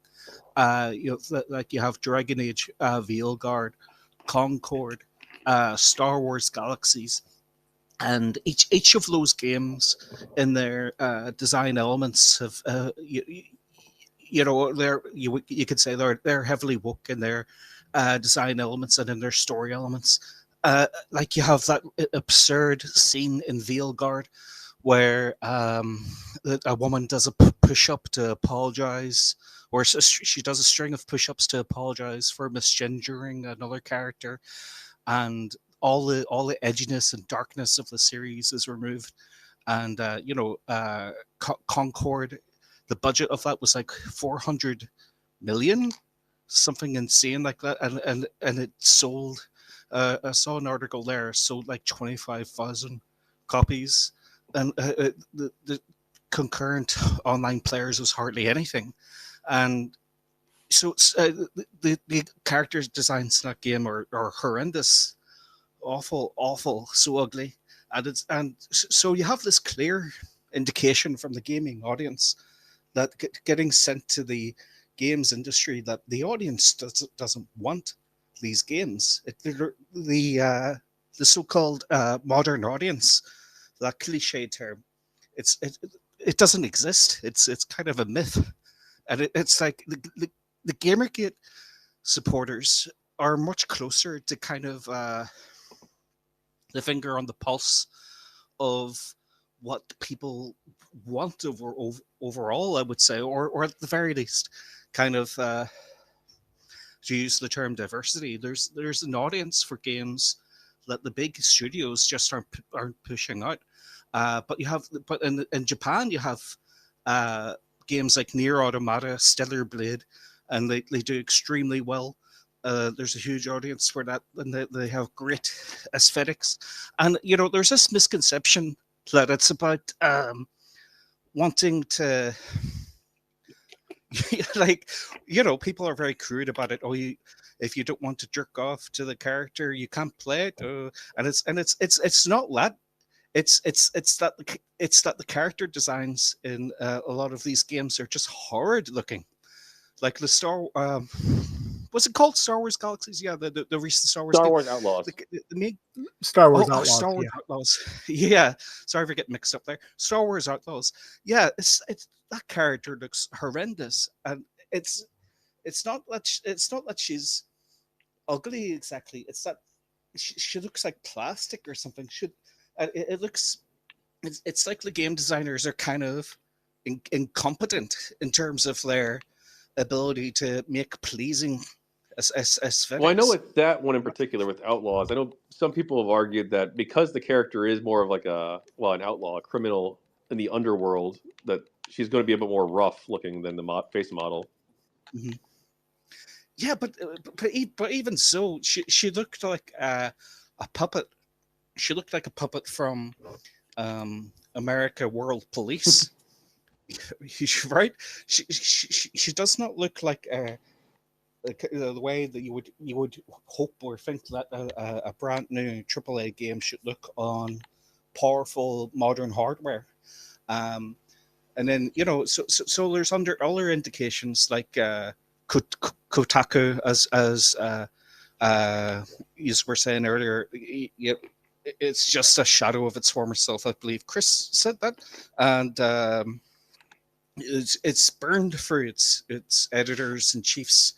There was Stephen Totillo, wasn't there? And then Patricia Hernandez, Alyssa Mercante, and Alyssa Mercante's stepped away from Kotaku recently, and it's all of those figures have had this weird agenda that they're pushing, and it's like the whole plan there seems to milk drama for clicks as well as pushing their weirdo agenda, and it's like people just don't want it. The audience isn't there for it. I kind of became concerned a bit that the very people who are retweeting and posting, look how insane this person is. It's insane. She has no self-awareness at all, But like, I kind of almost think the audience, the intended audience, is the people pointing out how insane she is. You kind of need that to a certain extent, but maybe it's like, who else is paying attention? Almost no one else is paying attention. And I would say as well, Naughty Dog has burned through their goodwill. The Naughty Dog trailer for Intergalactic on their official web YouTube page, it's got 1.2 million views, but it has 139,000 downvotes compared to 59,000 downvotes. You can't even use the excuse really for that it's people salty over Last of Us, because it's not a Last of Us game. But I think like Last of Us 2 is a big part of how Naughty Dog has burned through their goodwill with the gaming audience.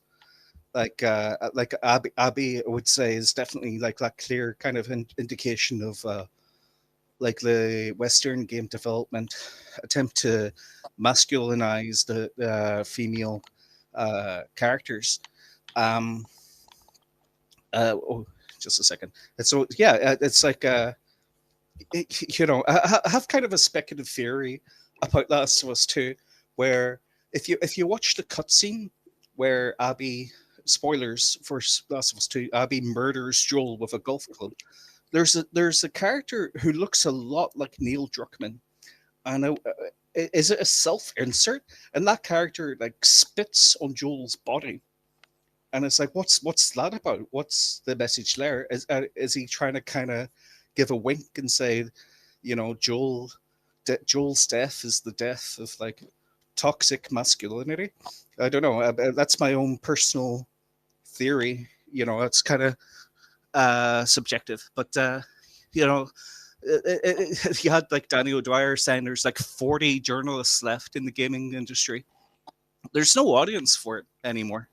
GamerGate won. That's why I say GamerGate won. We beat the journalists into submission, and we've shown them by far that we are closer to kind of what gamers want overall. And Daniel Favre, pointing out Kingdom Come Deliverance, has more concurrent players than Dragon Age Fieldguard, and that came out years ago. Kingdom Come Deliverance came out years ago, and him pointing that out not that long ago would have earned him like 20 simultaneous attack articles from different outlets, and that's not happening anymore. Well, so I do we think that's an indication. do we think that the gaming journalism sites dying is good? Because there is, I think there is a potential for there to be good games journalism, and why do we think they died? Do you think they died because they went too woke and they lost their audience, or did they die? I mean, because they were dishonest too, or do you Yes. think that they died because gaming journalism as a whole, at least in its text-based form, that there's just not really any money there to be made anymore in 2024? Yes, I don't think there's one single simple answer that covers it. I think it's a combination of different factors. But yeah, I think it's that they don't. Woke people are way noisier on social media than the audience just isn't there for what these ideologues are trying to peddle. So I think that is part of it, but also I think the format is maybe outdated, and YouTubers and even people on their X accounts are taking over. There's Madame Savvy on X. She has 35K followers. I only became aware of her earlier in the year. And if she does journalism, but she does it on social media. So I think that's what's taking over. I think that one thing that's good about games journalism today is that there is this diversity of different creators that people can just follow, people on X or people on YouTube, podcasts, whatever, and find the creator or streamers. They find the creators that they want, that they like, have similar tastes to them, and they watch their content instead of reading Kotaku or IGN. People have more options. Like they can read stuff that's more closer to what they want. But if you want that, if you want access to a wider conversation in the world stage, you can't be stuck in your echo chambers too much.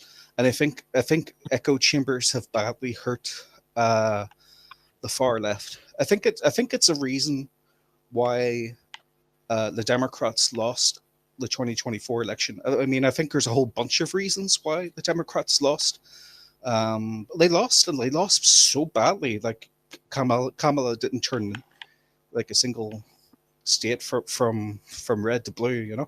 So it's like I think the media, like MSNBC and so on, there's shades of Gamergate there. It's like they're labeling people Nazis and just you're a horrible person if you could vote for Trump and so on and so forth. And it's like it is kind of Gamergate writ large, and like it's sort of and there is an indication now, because of such dramatic loss, that people on the left are now starting to be a bit more self-reflective, like Jon Stewart or Anna Kasparian.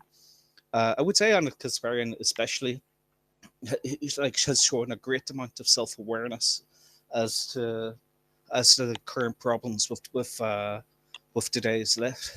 So I think that's pretty interesting. Cool.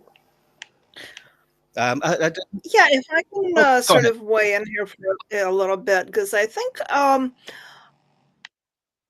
it's funny because a lot of people on the left actually think that the mainstream media were sort of insufficiently anti-Trump because they weren't like always labeling him a Nazi. So I mean, I think the rhetoric. I think you have to make a distinction between news coverage and opinion. So there is a kind of difference there.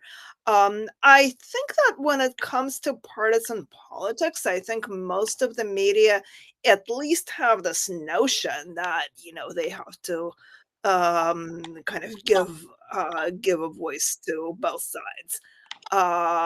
and that, they really cannot just completely throw their hat, in with one party.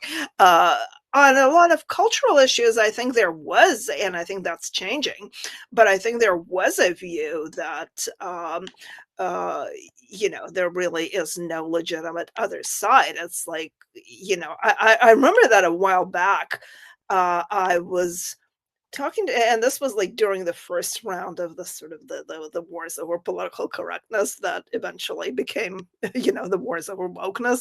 Um, I remember that I was talking to someone, and I said something about how, I thought the media coverage of domestic violence was extremely sort of skewed and one-sided, and what I meant by that was that there was this sort of narrative that, domestic violence is this, patriarchal terrorism. It isn't just, a certain percentage of really, messed up people who, a lot of whom may be mentally ill. I mean, if you look into the research on domestic violence, it's actually a lot more complicated than the standard narratives will suggest. But anyway, so I was talking about this to someone, and and I meant things like the statistics that were being misreported, and this person kind of looked at me and said, "Well, like, what's the other side on domestic violence? Do you mean like, we need to give the abuser's side?" And I think that was sort of that's been the standard attitude on a lot of these questions, like, reporting on things like, rape culture, quote unquote. I mean, what are you gonna, I mean, what sort of, nuance do you really want on that? I mean, are we supposed to give the side of the rapist? No, but you can talk about things like false accusations, for instance, or, the disputes over statistics.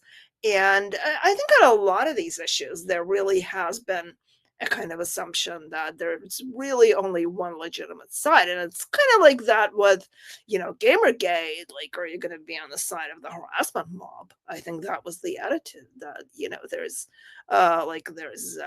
women in video games, whether as gamers or designers, and there are the people who are harassing them because they think video games should be a boys' club. And I mean, that was really the narrative in many places. And there really was just, in most cases, no effort to even like try to get an alternative point of view.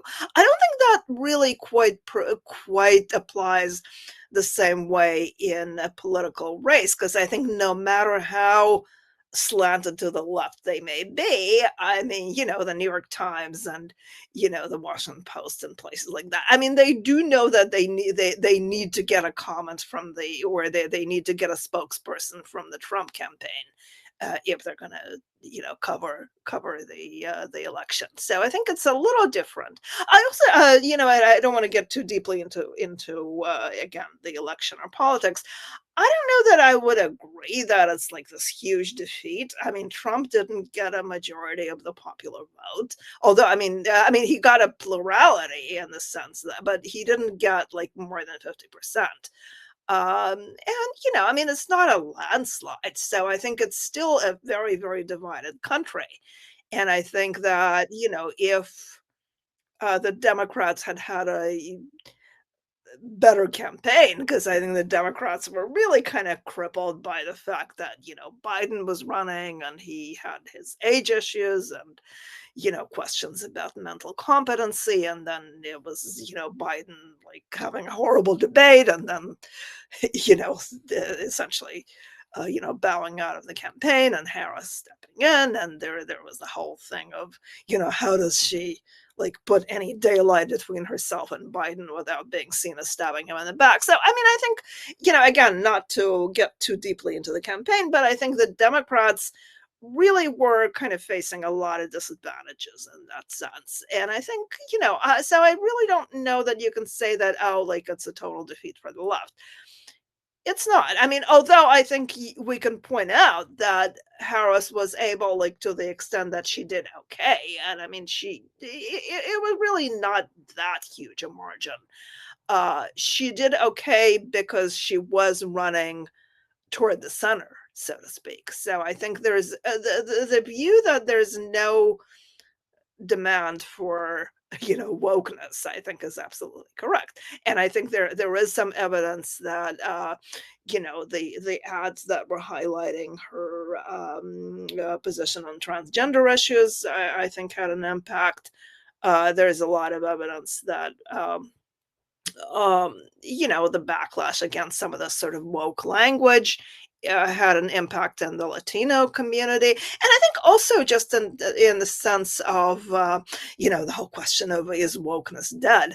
I think it's important that we actually saw, like, minorities shifting toward Trump. And I think, as much as I don't really like the fact that he won, I mean, again, I'm not going to get into a lot of questions about, about Trump and about, January 6th and so on. But I mean, I do think that if he was going to win, I think it's better that he won, like, with more of the minority vote than if he had won with, like, a very, very heavily white vote. And I think, interestingly, I think the like, college educated white people, I believe, were the only group that shifted toward the Democrats in this election. Like, I think they were the only group where Harris got a larger percentage of the vote, if I'm not mistaken, than Biden did 4 years ago. So you really cannot say that, oh, this is just Trump winning the election with the white men voting for him and so on, or even white women. I mean, I think there's definitely, people understand that there's a kind of multiracial shift toward more, I guess, conservative or at least centrist views, and I think because of that, I think it may kind of neutralize whatever impulse there would have been toward, another kind of woke backlash, because you can't really say, oh, this is like a white supremacist thing that is happening. I mean, Yes, given I think that's how a good many point. Hispanics and Asians then, voted for Trump. Yes. I think it would be really difficult to frame it as such. I think that's a good point about how that it undercuts the identity politics argument. The fact that minorities did come out to vote for Trump, but unless I'm missing something, Trump had 77 million votes to Harris's 74 million votes. So I think he did win the popular vote. So, yeah. But like, it's less than 50%. That's what I meant. Yeah. Oh, sure. Okay. Oh, okay. I think there were also there were like third party candidates who got a certain percentage of the vote. So I think it ended up being like Trump 49.5% of the vote, and I think Harris was like 48. So it was less than 50%. That's what I meant. So all right, well, I don't get too hung up on the election because this is about game. Yeah. Right. So we do have more people waiting to ask questions. You got anything else? Oh, sure. I mean, I just had a quick question for Chris. So I'm aware of the research on the supposed negative effects of video games. How there just isn't much data there to support the position of negative effects of video games. But I'm curious to hear more about what kind of positive effects of video games are, and whether or not that could indicate or point towards why it was Gamergate, why it was gamers who appeared to be the ones to push back on woke, and why they fought so hard for it. Is there any indication in terms of data on the effects of video games that could point to that? Yeah, it's a good question. I mean, so obviously whenever we have new technology, we have to be kind of careful in both directions, right? Sometimes people make exaggerated claims about the harms of, in this case, video games, which that narrative is largely dissipated. I think, there's still some, hardcore believers in video games cause school shootings and that kind of stuff. But I think for the most part, we moved on, and most people kind of realized that wasn't actually a thing. But on the other hand, we sometimes do get exaggerated claims of positive benefits too. I mean, there was this kind of sense of like your kid's going to become a genius if they play video games, and then as we know, that didn't turn out to be true either.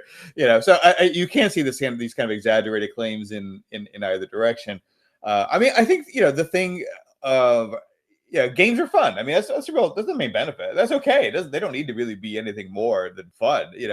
I mean, the things you see in terms of like other benefits, probably the least controversial benefit is just the idea that for people who enjoy playing games, that playing them reduces stress, and that includes violent games. So if you really enjoy playing Call of Duty and then coming home after a bad day, playing some of the game that you enjoy, you tend to feel better. And games aren't magical in that sense. It's just like any other hobby. I mean, it's really engaging in something that's fun and pleasant for you. Tends to make you feel better after you do that sort of thing. There are somewhat more controversial claims about just playing like action games, which again are like the Grand Theft Auto and the Call of Duty. Do these improve your visual spatial cognition? Do you get better at like doing certain kinds of surgery, even if you are a surgeon who plays these games?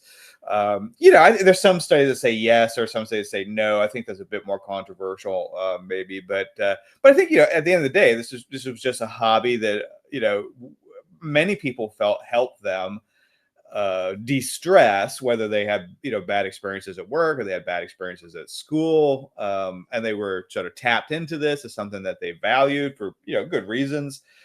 And then you have this sort of attack of people saying, well, first we've covered the Jack Thompson, and sort of say this is causing school shootings, and then you have even the Anita Sarkeesian maybe argument of like these are like inherently sexist things that are holding women back, and the gaming community is anti-woman, and and that sort of thing. That again, not to say she didn't have some fair points, but maybe it came across as too generalizing in some respects. I mean, you're going to see that group of people who value this thing are going to be the people who kind of push back against it. And I think what you tend to find, kind of like advertising Brad in my study, is like you had a group of people who, the median GamerGate supporter, not necessarily everybody, it's a heterogeneous group of people, but the median GamerGate supporter was kind of the center left person who probably thought of themselves as at least egalitarian in terms of like women's rights and stuff like that.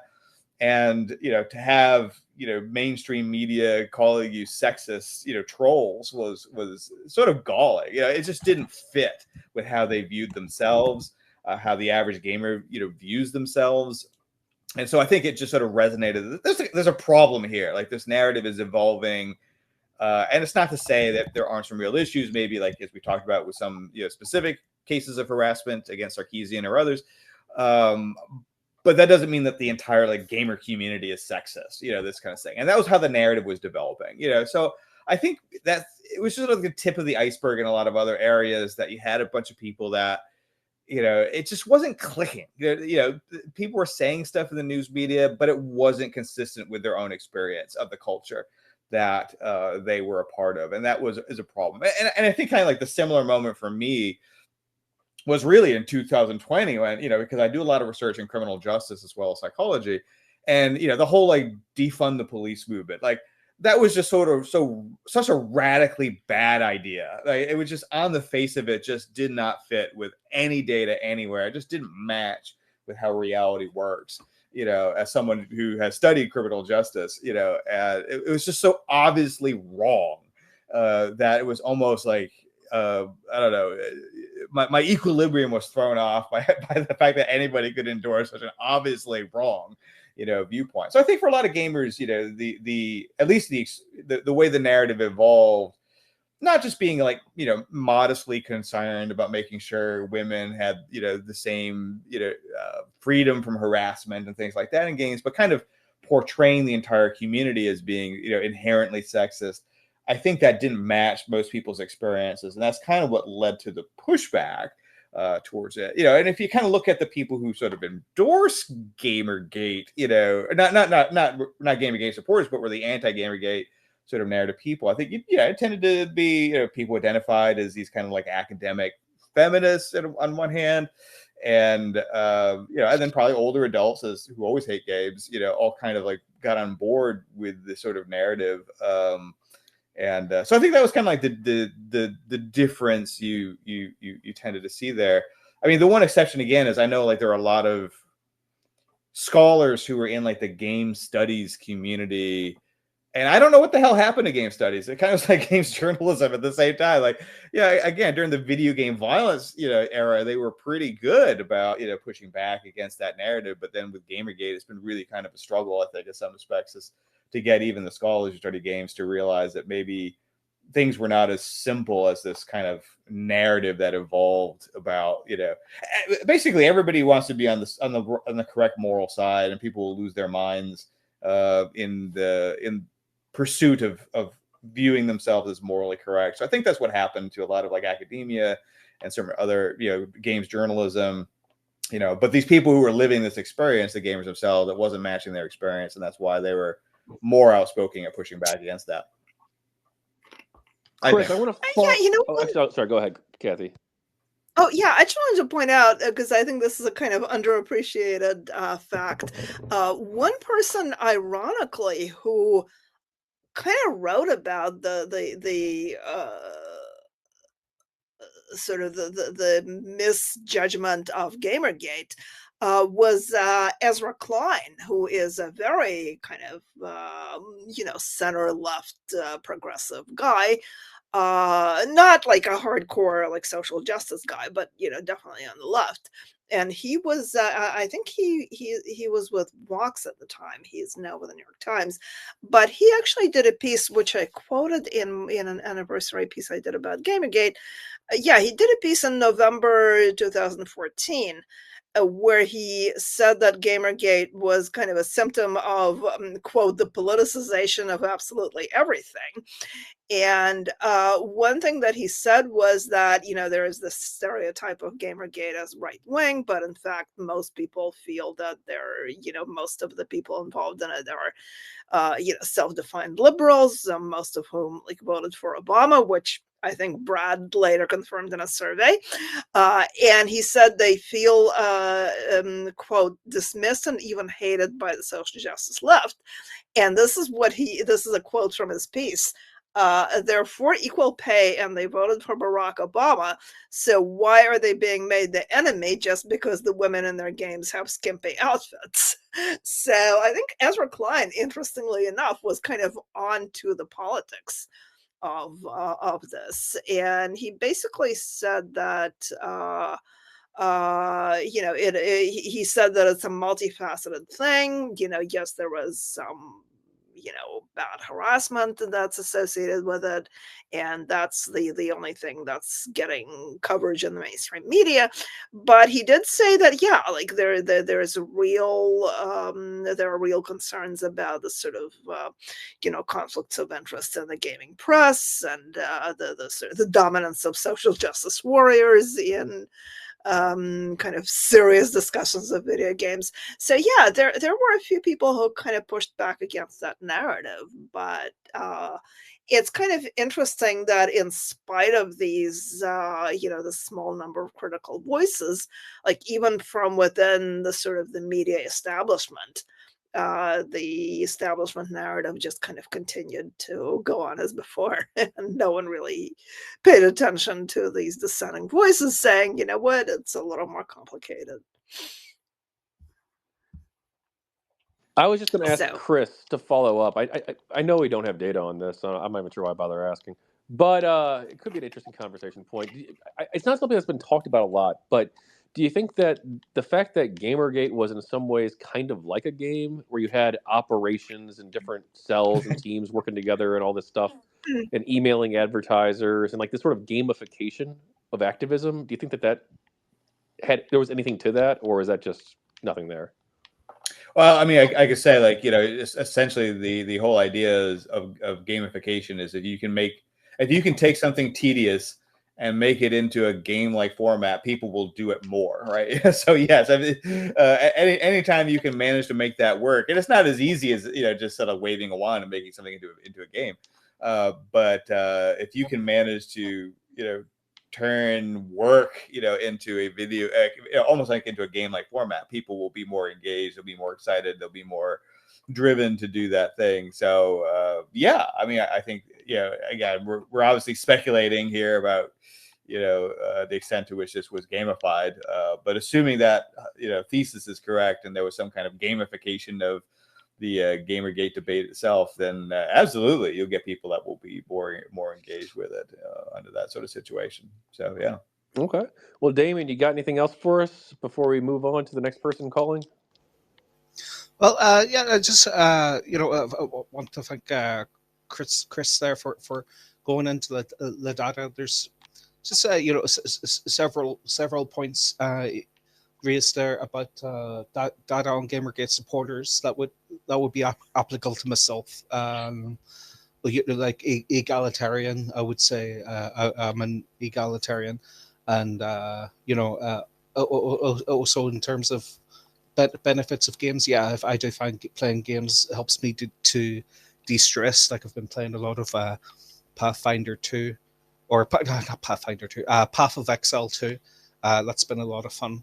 I'm at a stage in my life just at the moment where I want to get away from the drama on social media and cut down on that a lot and make more time for creative writing and video games. So definitely I agree with the benefits on that. But I would tend to have more of a romantic view, maybe like a non-data driven kind of romantic view of the benefits of gaming. Yeah, in terms of like the grind, the push to get past the next challenge, the exhilaration of what it feels like to finally get to the end of the game, to beat a satisfying game. And does maybe, I don't know, in a romantic, non-data driven way, I kind of feel like maybe it that helps kind of fuel your desire to beat the boss. We can beat the game journalists. We can do it, like that push and that sense of also community GamerGate had in those early days was really special, I think. Yeah, I agree. And I also sort of fit in that camp too. Sort of at the time of GamerGate, I was more libertarian. Now I'm more of like a neo-lib shill, but like sort of center left, egalitarian, kind of surprised that the games press is sort of pushing this narrative so hardcore. That doesn't seem to match my experience. Like I think that is like an accurate representation of my view, at least. Though obviously not everybody in GamerGate came at it from that angle.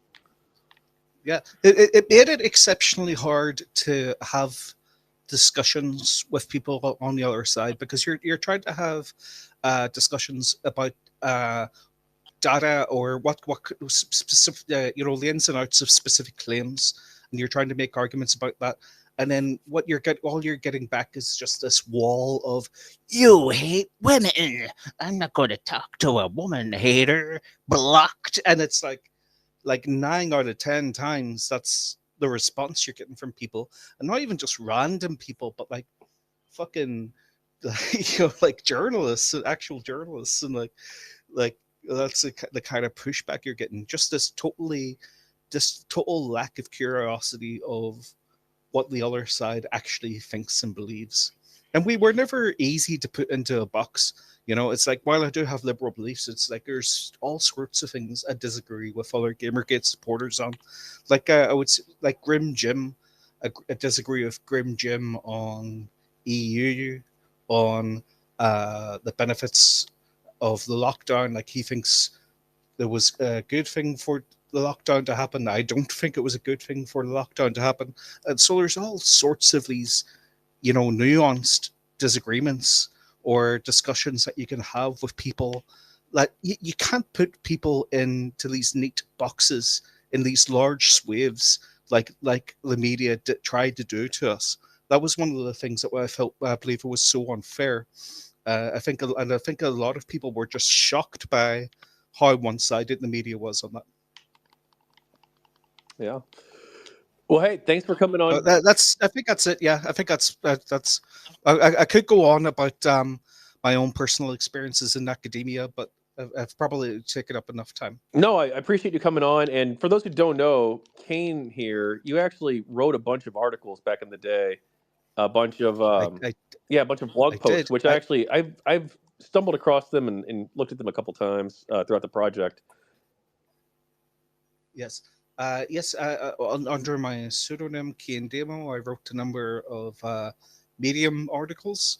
Some of them were pretty focused on defending Angry Video Game Nerd from just insane press attacks. You know, he released that video where he's like, the Ghostbusters 2014 movie. He's like, no review, I refuse. I'm not going to watch it. And he kind of explains, but TLDR, it's like he just felt it was a cheap cash-in on the name of Ghostbusters, and he wasn't going to dignify it by watching it and reviewing it. And the outrage that simple message caused was crazy. And again, it's like there's this double standard where it's not random trolls that are going after James Rolfe, Angry Video Game Nerd. It's fucking journalists that work for supposedly reputable outlets saying horrible things about James, you know. And so I wanted to get ahead of that and defend James. So a lot of focus was there. I also interviewed Candace Owens pretty early on, and I'm not really sure what to make of Candace sometimes. You know, but I think, like, in terms of evidence for harassment, like what she presented is as credible as anything Zoe ever presented, and yet she never got even a fraction of that empathy or sympathy or press coverage. Well, hey, thank you, Damien, for coming on. And if you want to support the project, GamerGateBook.com, the People of GamerGate on Kickstarter. We're almost 70% there. We might even be 70% there now. I haven't checked in a while. So yeah, let's go ahead and get us to 100%.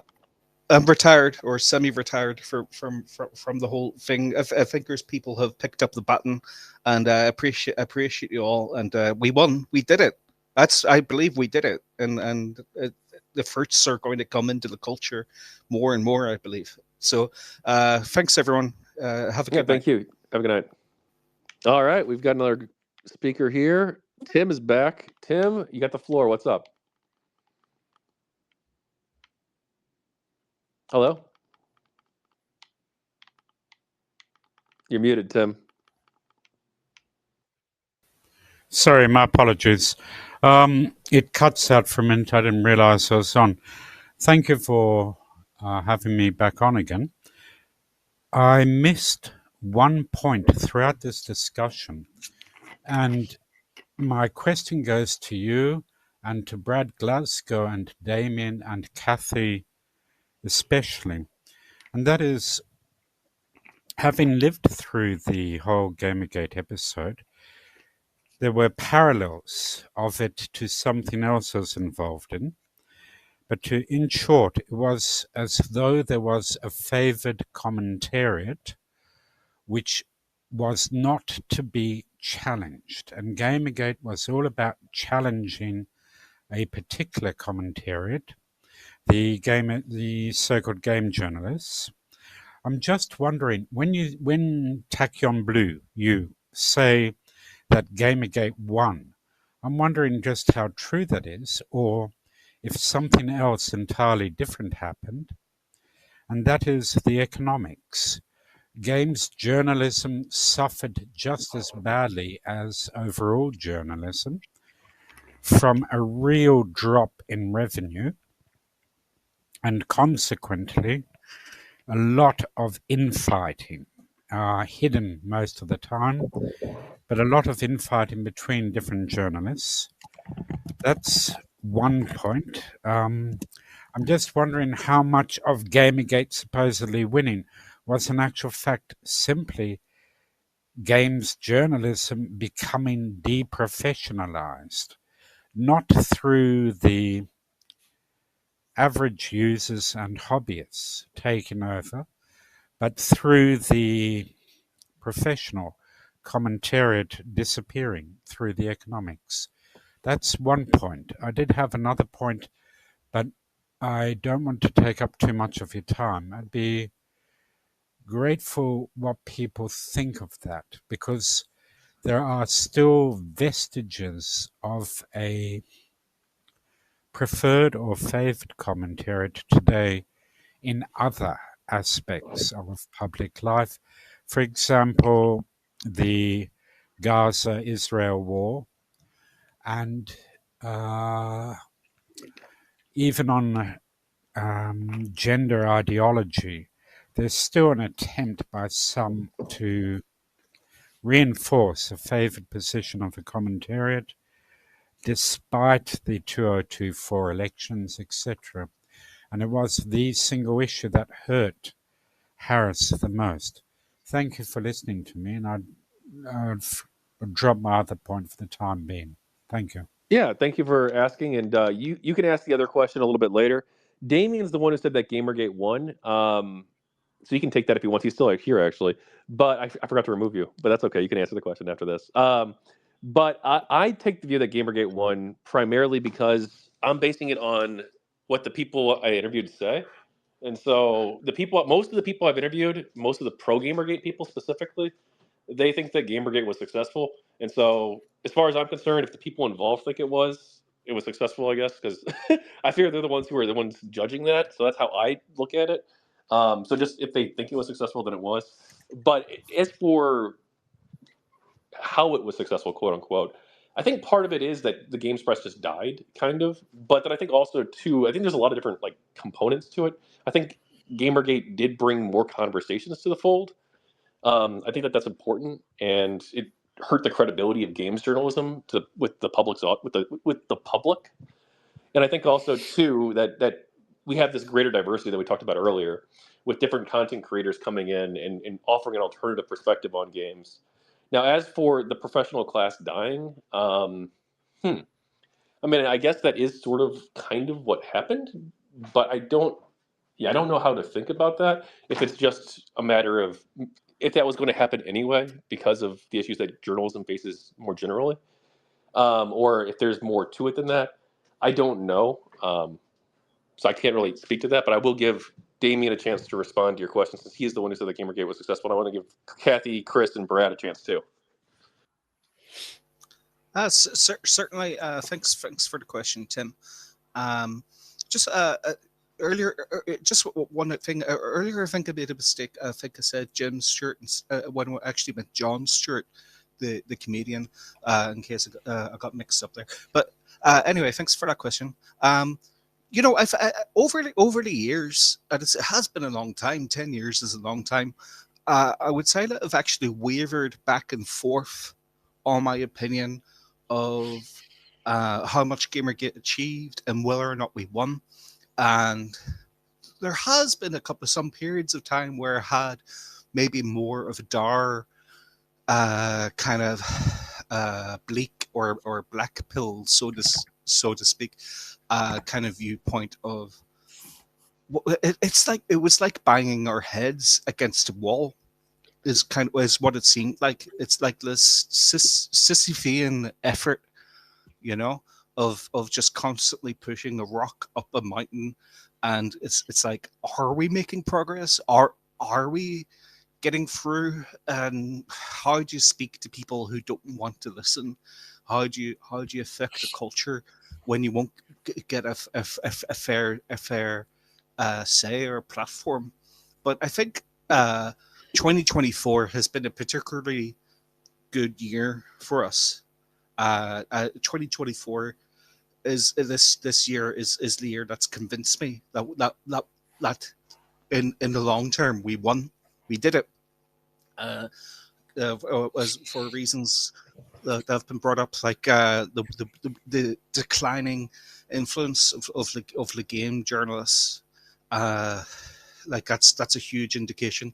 The failure of several games that I pointed out, and the success of other developers who have a more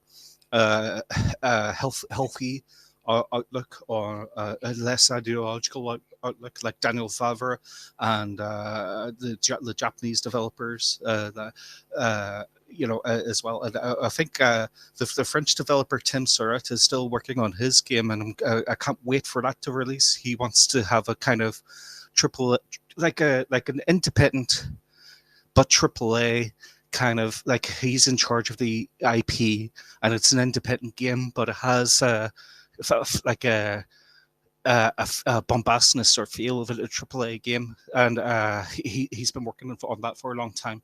And I think the future is for people like that.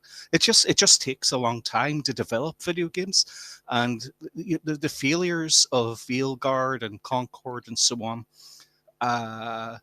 it will take a little bit of time for that to reflect in the gaming industry, but it will, because the stock investors don't want to lose money. The CEOs, the people in charge, they don't want to lose money.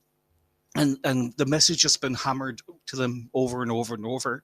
If you keep going this stupid direction, and if you keep bringing on these damn ideologue activists like Sweet Baby Inc. and so on, you're going to lose money. You're going to lose money. Yeah, at least in terms of gaming culture, we've won. Citizen journalism has taken over gaming journalism, and that's for the best. Does that answer the question? Or did you want me? Did you want me to go more? Yeah. Well, yeah. I can go more into gender ideology. Sure. I mean, no. I do want to give other people a chance. Pardon me for a moment. Sorry, my apologies. Yes. May I just disagree with you, because I'd like to hear from the other speakers too, more to this point. You say that GamerGate has won, etc., the gamers, etc. But when I compare that with other media, for example, the atrocious Star Wars spin-off, The Acolyte, yeah? That was terribly woke in a really bad way. And it was also just bad script writing, where the script writers announced that they really wanted to piss off the original fan base. It was like, in some ways, very much a continuation of GamerGate, in that the fan base were denigrated as being unworthy, and that they would produce a show that was, or a game, if you like, that was worthy, yeah? And the Acolytes failed for complete lack of popular appeal, but that doesn't change the fact that there are still attempts within these media genres to enforce such an ideology, and they do continue on. I'm sorry if I'm not making that quite clear. What I'm trying to say is, I think your idea that GamerGate 1 is a tiny bit rosy spectacles, yeah? Sure. Thank you. I understand. I understand, Tim. Let me ask real quick, Tim. Like, I think part of like the confusion is that there were multiple different factions within GamerGate, and so like there the primary quote unquote faction, I guess, which is like everyone more or less agrees with that it was about ethics and games journalism. But there were these other factions too that wanted other stuff. So they might have different like win conditions depending on which faction you were a part of. So like some people it was about opposing censorship, and like that's their big thing. Like it's just stop censorship. And then for other people it's supposed to be about creative freedom. And then for other people it's about opposing the social justice warriors. And so like people are going to have the different definitions of if they were successful or not, if GamerGate was successful, depending on like which of those they prioritize or personally believe in. Right. Yeah, well, I guess this also goes to the kind of bigger question that we touched on before, is so-called wokeness on its way out. And yeah, I mean, I think that there's still in the kind of mainstream media, I think the kind of progressive groupthink definitely still exists. But I do think that it's changing. I think Tim mentioned the sort of gender ideology, and I think we're definitely seeing more willingness to kind of question some of the dominant narratives on transgender issues. The Washington Post just ran an editorial today saying that, you know, there needs to be more caution on you know, on puberty blockers and, you know, other interventions for underage children who want to transition. So I think there's definitely more space right now for questioning some of these ideas, and I think that's I mean, you know, I don't think it's changed completely. I think obviously you can still get a lot of blowback. I mean, again, you know, look at the kind of frenzy around Jesse Singal. It's just insane. And you know, Ben Ryan is another reporter who has been writing about this issue, the transgender issue, and has also gotten a lot of sort of negative blowback. So I think you know, it's there still is the sort of the lingering orthodoxy on some of these issues, but I think it is changing. It's I think much more kind of open than it used to be. And I guess, again, you know, we really have to see where all of this goes in the next few years, because obviously, you know, the advent of the Trump administration is going to be kind of the wild card. We really have no idea at this point how it's going to change the culture. So, you know, and I think I would say that right now, we really should be more concerned about, you know, for instance, threats to freedom of speech from the right. So I think, you know, to a lot of people, I think it's also going to be that, you know, like, why are you still talking about, you know, wokeness when we have, you know, Trump threatening to sue media outlets that don't cover him the way he likes to be covered?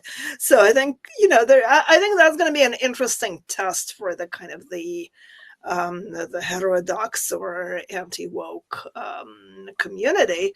You know, do you really support freedom of speech and intellectual openness, or is it just, you know, as long as it's kind of the, I mean, are you really just about supporting what you consider to be the right side?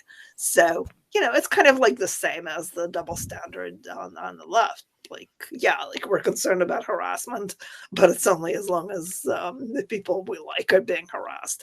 So, you know, here I think there's definitely going to be a very real question of, you know, are you against speech suppression, or are you just against the suppression of speech that you like? So, yeah, I think it's going to be an interesting and kind of complicated time. I do want to give Chris and Brett a chance to respond to that too, if they'd like. But I do want to follow up on that too, because there's a gaming-related controversy recently involving the right, actually. So there had been sort of the anti-SJW sphere. For those who don't know, it's a very, like, quote unquote, I guess, like, diverse group of people. You had, like, these Christian people who were more concerned by Christian values and wanting to promote those, who are against the woke people for certain reasons. And then you have like, people who are against it because of censorship reasons, like they don't want their games being censored. And recently there was a controversy. I think it was with, like, The Last Ascendant. I'm not super caught up on all this. I had the name of the game earlier. I think it was like The Last Ascendant or something like that. But it's this Japanese game, and some of the more anti-woke Christian YouTubers and content creators have come out against it because they think that the game's too sexy. And they, like, Melanie Mack, she's one of the content creators. She says that they don't need Coomers in their movement, or Gooners, one of the two. I don't remember if she said Gooners or Coomers, but there's sort of this pushback by the Christian right now against games. And when I was doing my space with Archon to promote the Kickstarter, a lot of people were concerned about that. I personally, I don't. The right doesn't have any institutional power in the games industry, really. So I'm not really as concerned personally right now. Maybe that's a mistake, but I think we should always be vigilant and keep an eye out for people like this, people who are pro censorship, and make sure they never get in positions of power. I don't know. Have you guys followed this story at all? I sent it to Chris and Cathy. Yeah, yeah, I know what you're referring to. Yes, with Melanie Mac. Yeah, I think James Lindsay has referred to this as the woke right. I think this is what he means by that. So it seems to me Melanie Mac has become more and more kind of superstitious and like kind of hardcore fundamentalist religious. But in terms of like, it's convenient, it suits her because she's got all these tattoos, right? She's got all these tattoos, and she kind of posts like, you could disagree with me or not on this, but I think she posts kind of like what I would call thirst bait. And it's like, okay, she can do that, and she can love how curvy and beautiful Lara Croft is, but then if you go to something she doesn't approve of, then you're somehow against God or Jesus, and then she'll start quoting scripture and like saying things like every knee will bend and all this kind of stuff. So I'm not really sure to the extent that she can be reasoned with it in terms of that discussion. I would take the viewpoint that if there's an audience for it, then there should be room for it. And if you're not personally a fan of it, then go. You don't have to participate. You can go do something else, and try not to be a killjoy for other people, particularly like a moral killjoy. If trying to make arguments if something you don't morally approve of shouldn't exist. But if I want to get back to like what Tim was talking about in regards to Star Wars, the acolyte, and yeah, I know what you mean. It's like, but that was a failure. Like that was a huge failure, and Disney are going to take note of that. But I take your point that there is a concern. There may be still like entrenched ideologues who are still going to push ahead with like a woke version of Star Wars in future installments or whatnot. But I don't know. But to counteract that, like I thought Star Wars Andor was quite good, and I didn't detect any real kind of demeaning ideological slant to that. I watched season 1 of She-Hulk, and I thought it was awful. And I thought it was like a prime example of this, like finger wagging. We're going to talk down to you. This is the message, all this kind of stuff, and like kind of setting the audience against itself in a very cynical way within the story, where it's like, if you complain about the show and you don't like the show, then you are the villain of the show that the show is portraying. And that's a horrible way to talk to the audience. But the result of that is there is not going to be a She-Hulk season 2. That's not happening. So there are roll-on effects of these things feeling. It may be a bit slow to see reflect in the culture, but I think it does eventually have a roll-on effect into the culture of these companies. Like the heads at Disney do take note. There is no She-Hulk season 2. Nobody watched it, and it was awful. To speak to Tim's earlier point, I pretty much agree with you, Tim, about the success of GamerGate. I don't really know that you can talk about GamerGate in terms of winning, because I don't believe they're really win conditions for GamerGate. For most GamerGaters, it was really about defying the media. They were angry with the game's media, and I guess in that sense, you could say they won. It was, of course, in part the media dying is kind of a natural thing, but there was a demonstrable effect from GamerGate, where they famously had a boycott campaign for advertisers that was effective. And at least, I forget which outlet, but they admitted that it cost them Gawker. It was a Gawker, and it cost them, they said, 7 figures, I believe. So it cost them millions of dollars, something like that. So it certainly had an effect. And of course, the media, the games media is mostly dead now. I think for my opinion, the success of GamerGate is really in creating a network of people that prior to that did not exist. At that time, 2014, Twitter was a pretty big deal with trending hashtags and trending. Companies would pay $120,000, I believe, was the going rate, just to have their product name hashtag promoted in the trending. So the trending tab was a pretty big deal, and the social justice movement could make pretty much any kind of like a boycott movement or any of that. They could make that trend pretty easily. And after GamerGate, that pretty much stopped.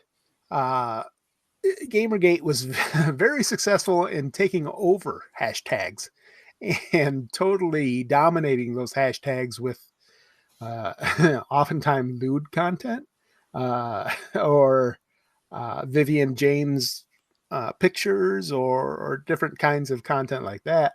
So, but in my mind, the biggest success of GamerGate was in creating a network of people who they follow each other. They follow big accounts who kind of guide them left and right, and they are able to spread information very quickly, pretty much instantly. And of course, now it's largely there's an anti-woke component. Not all GamerGaters are part of that, but the conversation now is different after GamerGate, and I think that was its probably biggest success. Interesting. Well, and it's interesting too. So that you said that they built these networks, and that's true to an extent. I mean, GamerGate, like you said, they were able to take on any hashtag essentially, and make it their own or trend to their own hashtags at will almost. But at the same time, after towards the end of GamerGate, like as it started to break apart and people sort of went their own separate directions, I'm not sure that the quote unquote network like survived. Like there's obviously I wouldn't be talking with several of you right now if not for GamerGate. But at the same time, like we're not all talking together. Like I'm not having a conversation with Christina Hoff Summers right now, but I actually have for the book. But that's a bad example. But like Milo Yiannopoulos, right? Or like there's people went their own separate directions with it, and I'm not sure that they all went the same direction. I don't think they did. I think they all sort of went their own way. No, I wouldn't say they went the same direction, but I would say it has evolved into separate networks. A lot of them are linked together. Of course, with YouTubers as well. But I don't think they need to be, as organized as they were under a hashtag GamerGate movement. So, but I think if the time came, they probably could pretty easily. But right now, yeah, I would agree with you that there's not one organized network, but I think there are several. It's split off into several different ideological realms. Oh yeah. Yeah, well, I haven't really kept up with some of the GamerGate spaces. Like, I have no idea, like, what's going on the Kotaku in Action forum, assuming that still exists on Reddit. It does. Okay. But I do think that obviously, politically, I think Gamergate did evolve in several different directions. I mean, we haven't really touched on one thing that happened, which I think is really interesting, which is that, a part of Gamergate was kind of strip mined for, for the, pro-Trump movement, for the, because I think Steve Bannon from Breitbart was very consciously kind of using, because when Milo Yiannopoulos acquired this, for a while, this very loyal following among Gamergaters, I think Steve Bannon, who was his boss at Breitbart, was very interested in using that, kind of harnessing that energy into building up these like online pro-Trump kind of loyal troops. And I think there were some people from Gamergate who did go off in that direction. There were also, remember that some of the people who later became kind of infamous as part of the alt-right, like Mike Cernovich, they were kind of early adopters of Gamergate, who kind of, I think, really more got on the bandwagon for their own purposes than, than really being a part of this movement. So yeah, and there were other people who went in a very different direction. Like if you look at some of the video, like some of the YouTubers who were pro Gamergate, you'll see someone like Matt Jarbo, who is definitely kind of on the left side of the political spectrum. And then you see, a bunch of people who are now on the right. So I think Sargon. Yeah. Oh, yeah. Right. Yeah. Definitely. Yeah, he's gotten really pretty hardcore, right? Pretty hardcore on the right. So yeah, it's I think it's definitely kind of splintered into different interests, different directions politically. So I don't know if you could really put it back together as a unified movement. So, but I think it's definitely like some of the directions that it's gone off into, I think, have been really influential socially. So, well, Cathy, you mentioned the Trump that Bannon and I do think that Breitbart and Milo. I don't know about Bannon's role specifically. I do think that Breitbart and Milo definitely tried to push the Gamergate people into becoming like a pro-Trump faction. But I don't yeah, think it definitely didn't work with everyone. I think it really helped split the movement, because remember, I don't know if you remember the whole thing, but like at one point there was a what was it called? GG Revolt. Gamergate Revolt, Yeah. right. And there were people like, what was his name? Like Ralph something. Ethan Ralph, yeah. Right, Ethan Ralph. Yeah, because there were these people who were running around like labeling the more kind of liberal Gamergaters as, SJW lights, and and I think a lot of people kind of started getting attacked, and there were these kind of internecine wars within Gamergate, because there were definitely there was a bunch of people who wanted to kind of direct all of it into the kind of the pro-Trump alternative right. Yeah, the reason I bring up I don't think it was successful though is like I guess like two reasons. Like one of which was Chris Ferguson and Brad Glasgow's study. I think kind of disproves that in part because of the political leanings were themselves like so diverse. We didn't see like this huge move towards Trump, I don't think. And then also, two, on top of that, they looked at where people got their news. And correct me if I'm wrong, but I think it was only 6% of Gamergate people got their news from Breitbart, at least regularly. Oh yeah, right. That's true. Yeah. And then my own research too, because I'm gathering data from the studies. So for the 2024 election, and this was taken in March to May 1st of this year. But in my own studies that I've looked at, since all the people I've interviewed, most of them at least, an optional survey, depending on which side they were on. And of the pro Gamergate people, it's 33% of them voted for Trump in 2024, and 27% were planning on voting for Biden. Though obviously Biden didn't end up being the nominee in the end. So But I don't think they really were that successful. If this is what we're seeing, that's out of 22 American GamerGate supporters. That's a particular data point. Right. GamerGate also famously, when the hashtag was trending, you know, right in the depth of GamerGate, I think it was every weekend that there was a fight within GamerGate. The weekend drama. Right. Yeah. They, you know, some people wanted to steer it one way, other people want, you know, of course, a leaderless movement, this big anonymous movement was like a blob where, you know, one person would try and push against one wall of the blob, and you had other people pushing against, you know, how to form it. So, you know, GamerGate that was part of the problem with that the media had with GamerGate, is that, you know, so you had these militant, you know, some of them were definitely right-wing people. You had these you had militant left-wing people in it. You had all kinds of people, and they would all fight. But then whenever someone would come out against GamerGate, of course they would all organize and go right after that person too. So it was definitely interesting. Why do you think we've not seen something like GamerGate since, or at least I haven't? I don't. It seemed like this weird cultural moment where I don't know if we'd ever see something like this happen again. And like part of it's because it was this massive tint of people. Like I don't think you could get all these people today hate each other, right? Not really, but like you could jokingly say that.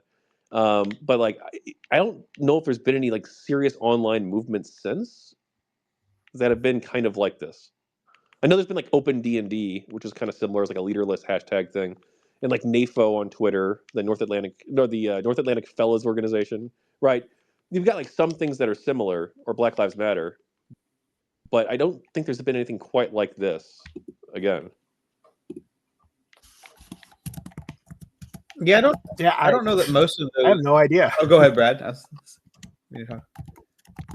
Oh no, I was just gonna say I think what I would say is that it's kind of a unique thing with gamer culture that you know, gamers are kind of counterculture.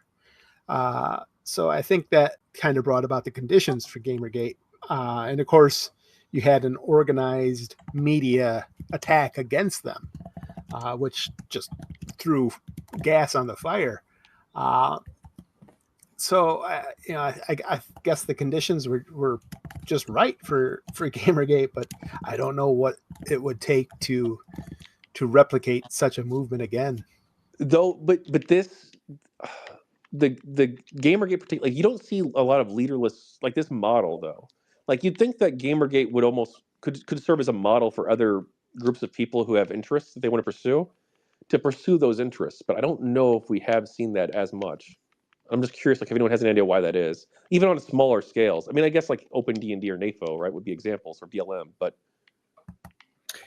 Open D&D might be the closest one now. I think, you know, although it's a different context, right? It's less that D&D is under assault and more that, you know, sort of the Wizards of the Coast are, you know, changing the sort of political culture around Dungeons and Dragons in a way that sort of the Open D&D people, or you know, or the you know, the old school D&D people are not really happy with. So I think that, you know, who's got the moral high ground is less clear than was the case with GamerGate, or who's trying to claim the moral high ground is less clear than with GamerGate. Black Lives Matter is like a whole other different thing. You know, and I've done some work with that space with like race and policing and all that kind of stuff, and that, you know, I think a lot of the claims that you know, BLM made were basically fact-based claims, and so they were easily challengeable. You know, they're basically kind of saying like there's a systemic racism that's in policing. Well, you could check, you know, and you kind of look at the data on policing, and it turned out, like, you know, the data on policing was much more nuanced than BLM was claiming at the time.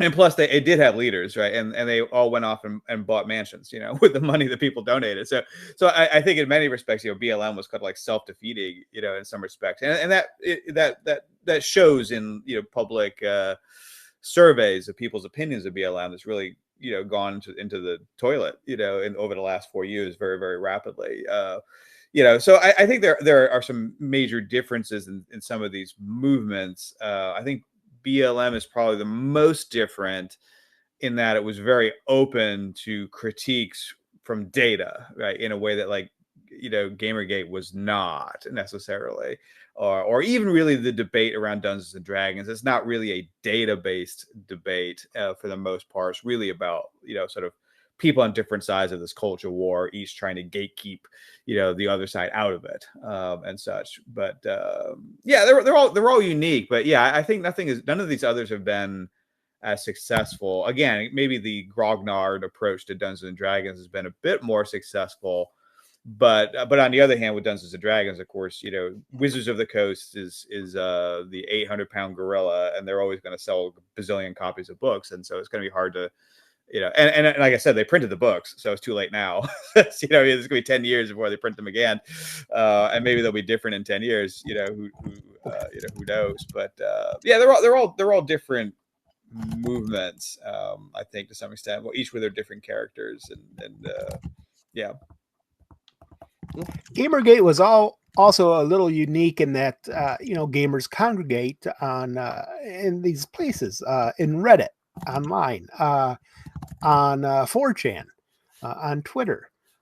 So they already had these groups, and it didn't take much for they were all always online already. So it didn't take much for them to congregate online together. And you're not going to get that kind of organization out of a group like Black Lives Matter.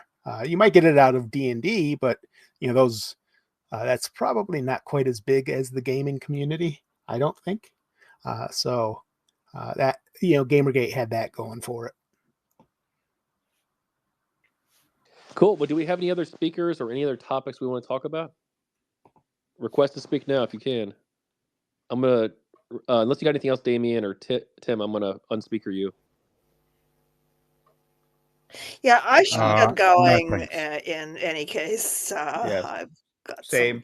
I got family who want to remember who I am. Yeah. All right. Well, hey, thanks so much for doing the space.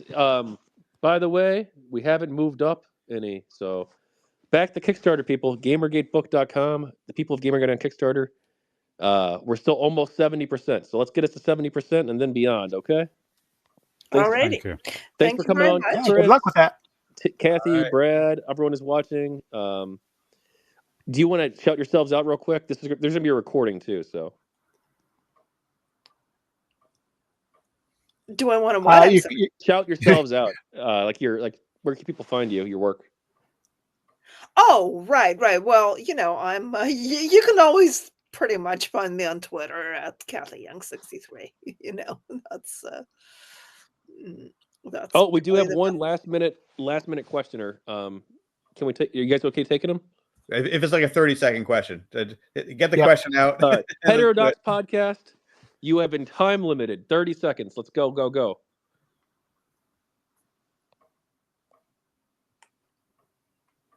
Hello? Unmute. You're muted. I'd like to know if there's going to be any background on Crash Override Network, as that is one of the generators of the Twitter trans activism from back then.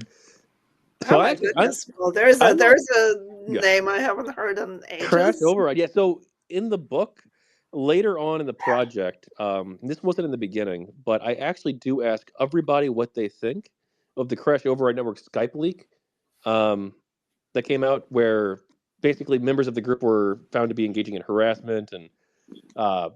Yeah, I was targeted by it. Oh, really? Who were you, if you don't mind me asking? Yep. Sorry. Do you want to say who you were during GG or no? Well, I wasn't anybody, but I was posting trans shit under the name anti-orthodox. I was trying to convince trans people to scale down their attacks on feminists, and that caught the attention of the Crash Override Network. Oh, wow. They built a portfolio on me. And you've got evidence of them harassing you? Well, they tried, but this is just online stuff. It's doesn't matter. Well, I'd be interested in learning more. If you could bring the receipts and DM them to me, I'm interested. I'm gonna be Crash writing a Override text- Network they really liked building those portfolios on people that they that they did that they thought were enemies or whatever. Yeah, they sure did. All right, well, I'll keep an eye out. But yes, the Crash Override Network that is talked about in the books. It's not widely discussed, but in most of the later interviews, I definitely do ask people about it. All right. You got anything else real quick, or? Yep, that's it. All right, well, hey, thanks for coming on. If you want to back it, it's the People of GamerGate on Kickstarter or GamerGateBook.com. All right. All right, Thank you very much. Thank you. Good talking to you guys. Yeah. Closing statements from closing thoughts, or shut yourselves out for Chris and Brad real quick, and then wrap it up. Done. Yeah. So if people are trying to look for me, you can follow me on Twitter, CJ Ferguson 1111. I've also got a Substack, The Secrets of Grimoire Manor. It's just grimoiremanor.substack.com. And I've got a few books out there. I have a new book, not surprisingly, called The Secrets of Grimoire Manor. But I have a few others as well. You can find my books on Amazon. And, if you have some money left over after donating to the Kickstarter, buy a book. Cool. I do see we have some text questions too. I didn't see those earlier. I'll reply to those after Chris and Brad and Cathy leave. You can always hit us up on Twitter. I'm at Brad_Glasgow, by the way. Okay. Thank you. Yeah, and Twitter is probably the best way to find me as well. I mean, my articles are usually promoted there, so that's probably the best place to find me. As I said, it's Cathy Young 63. All right. Well, thank you so much, everyone, for coming. And there's only one text question, really. The rest are just comments, people talking, chatting, which I appreciate. But Ian asks, Musk is a big gamer. Is Gamergate fallout partly responsible for Musk's migration to Trump? Musk's migration to Trump. I don't think Gamergate really influenced Elon. No, I don't think so. No. Nope. All right. All right. Cool. Well, thank you. Check out Cathy, check out Chris, check out Brad, and support the Kickstarter, GamerGateBook.com. Thank you. Okay, take care. Take care. Have a good night, everybody. Night. Yep. Good night.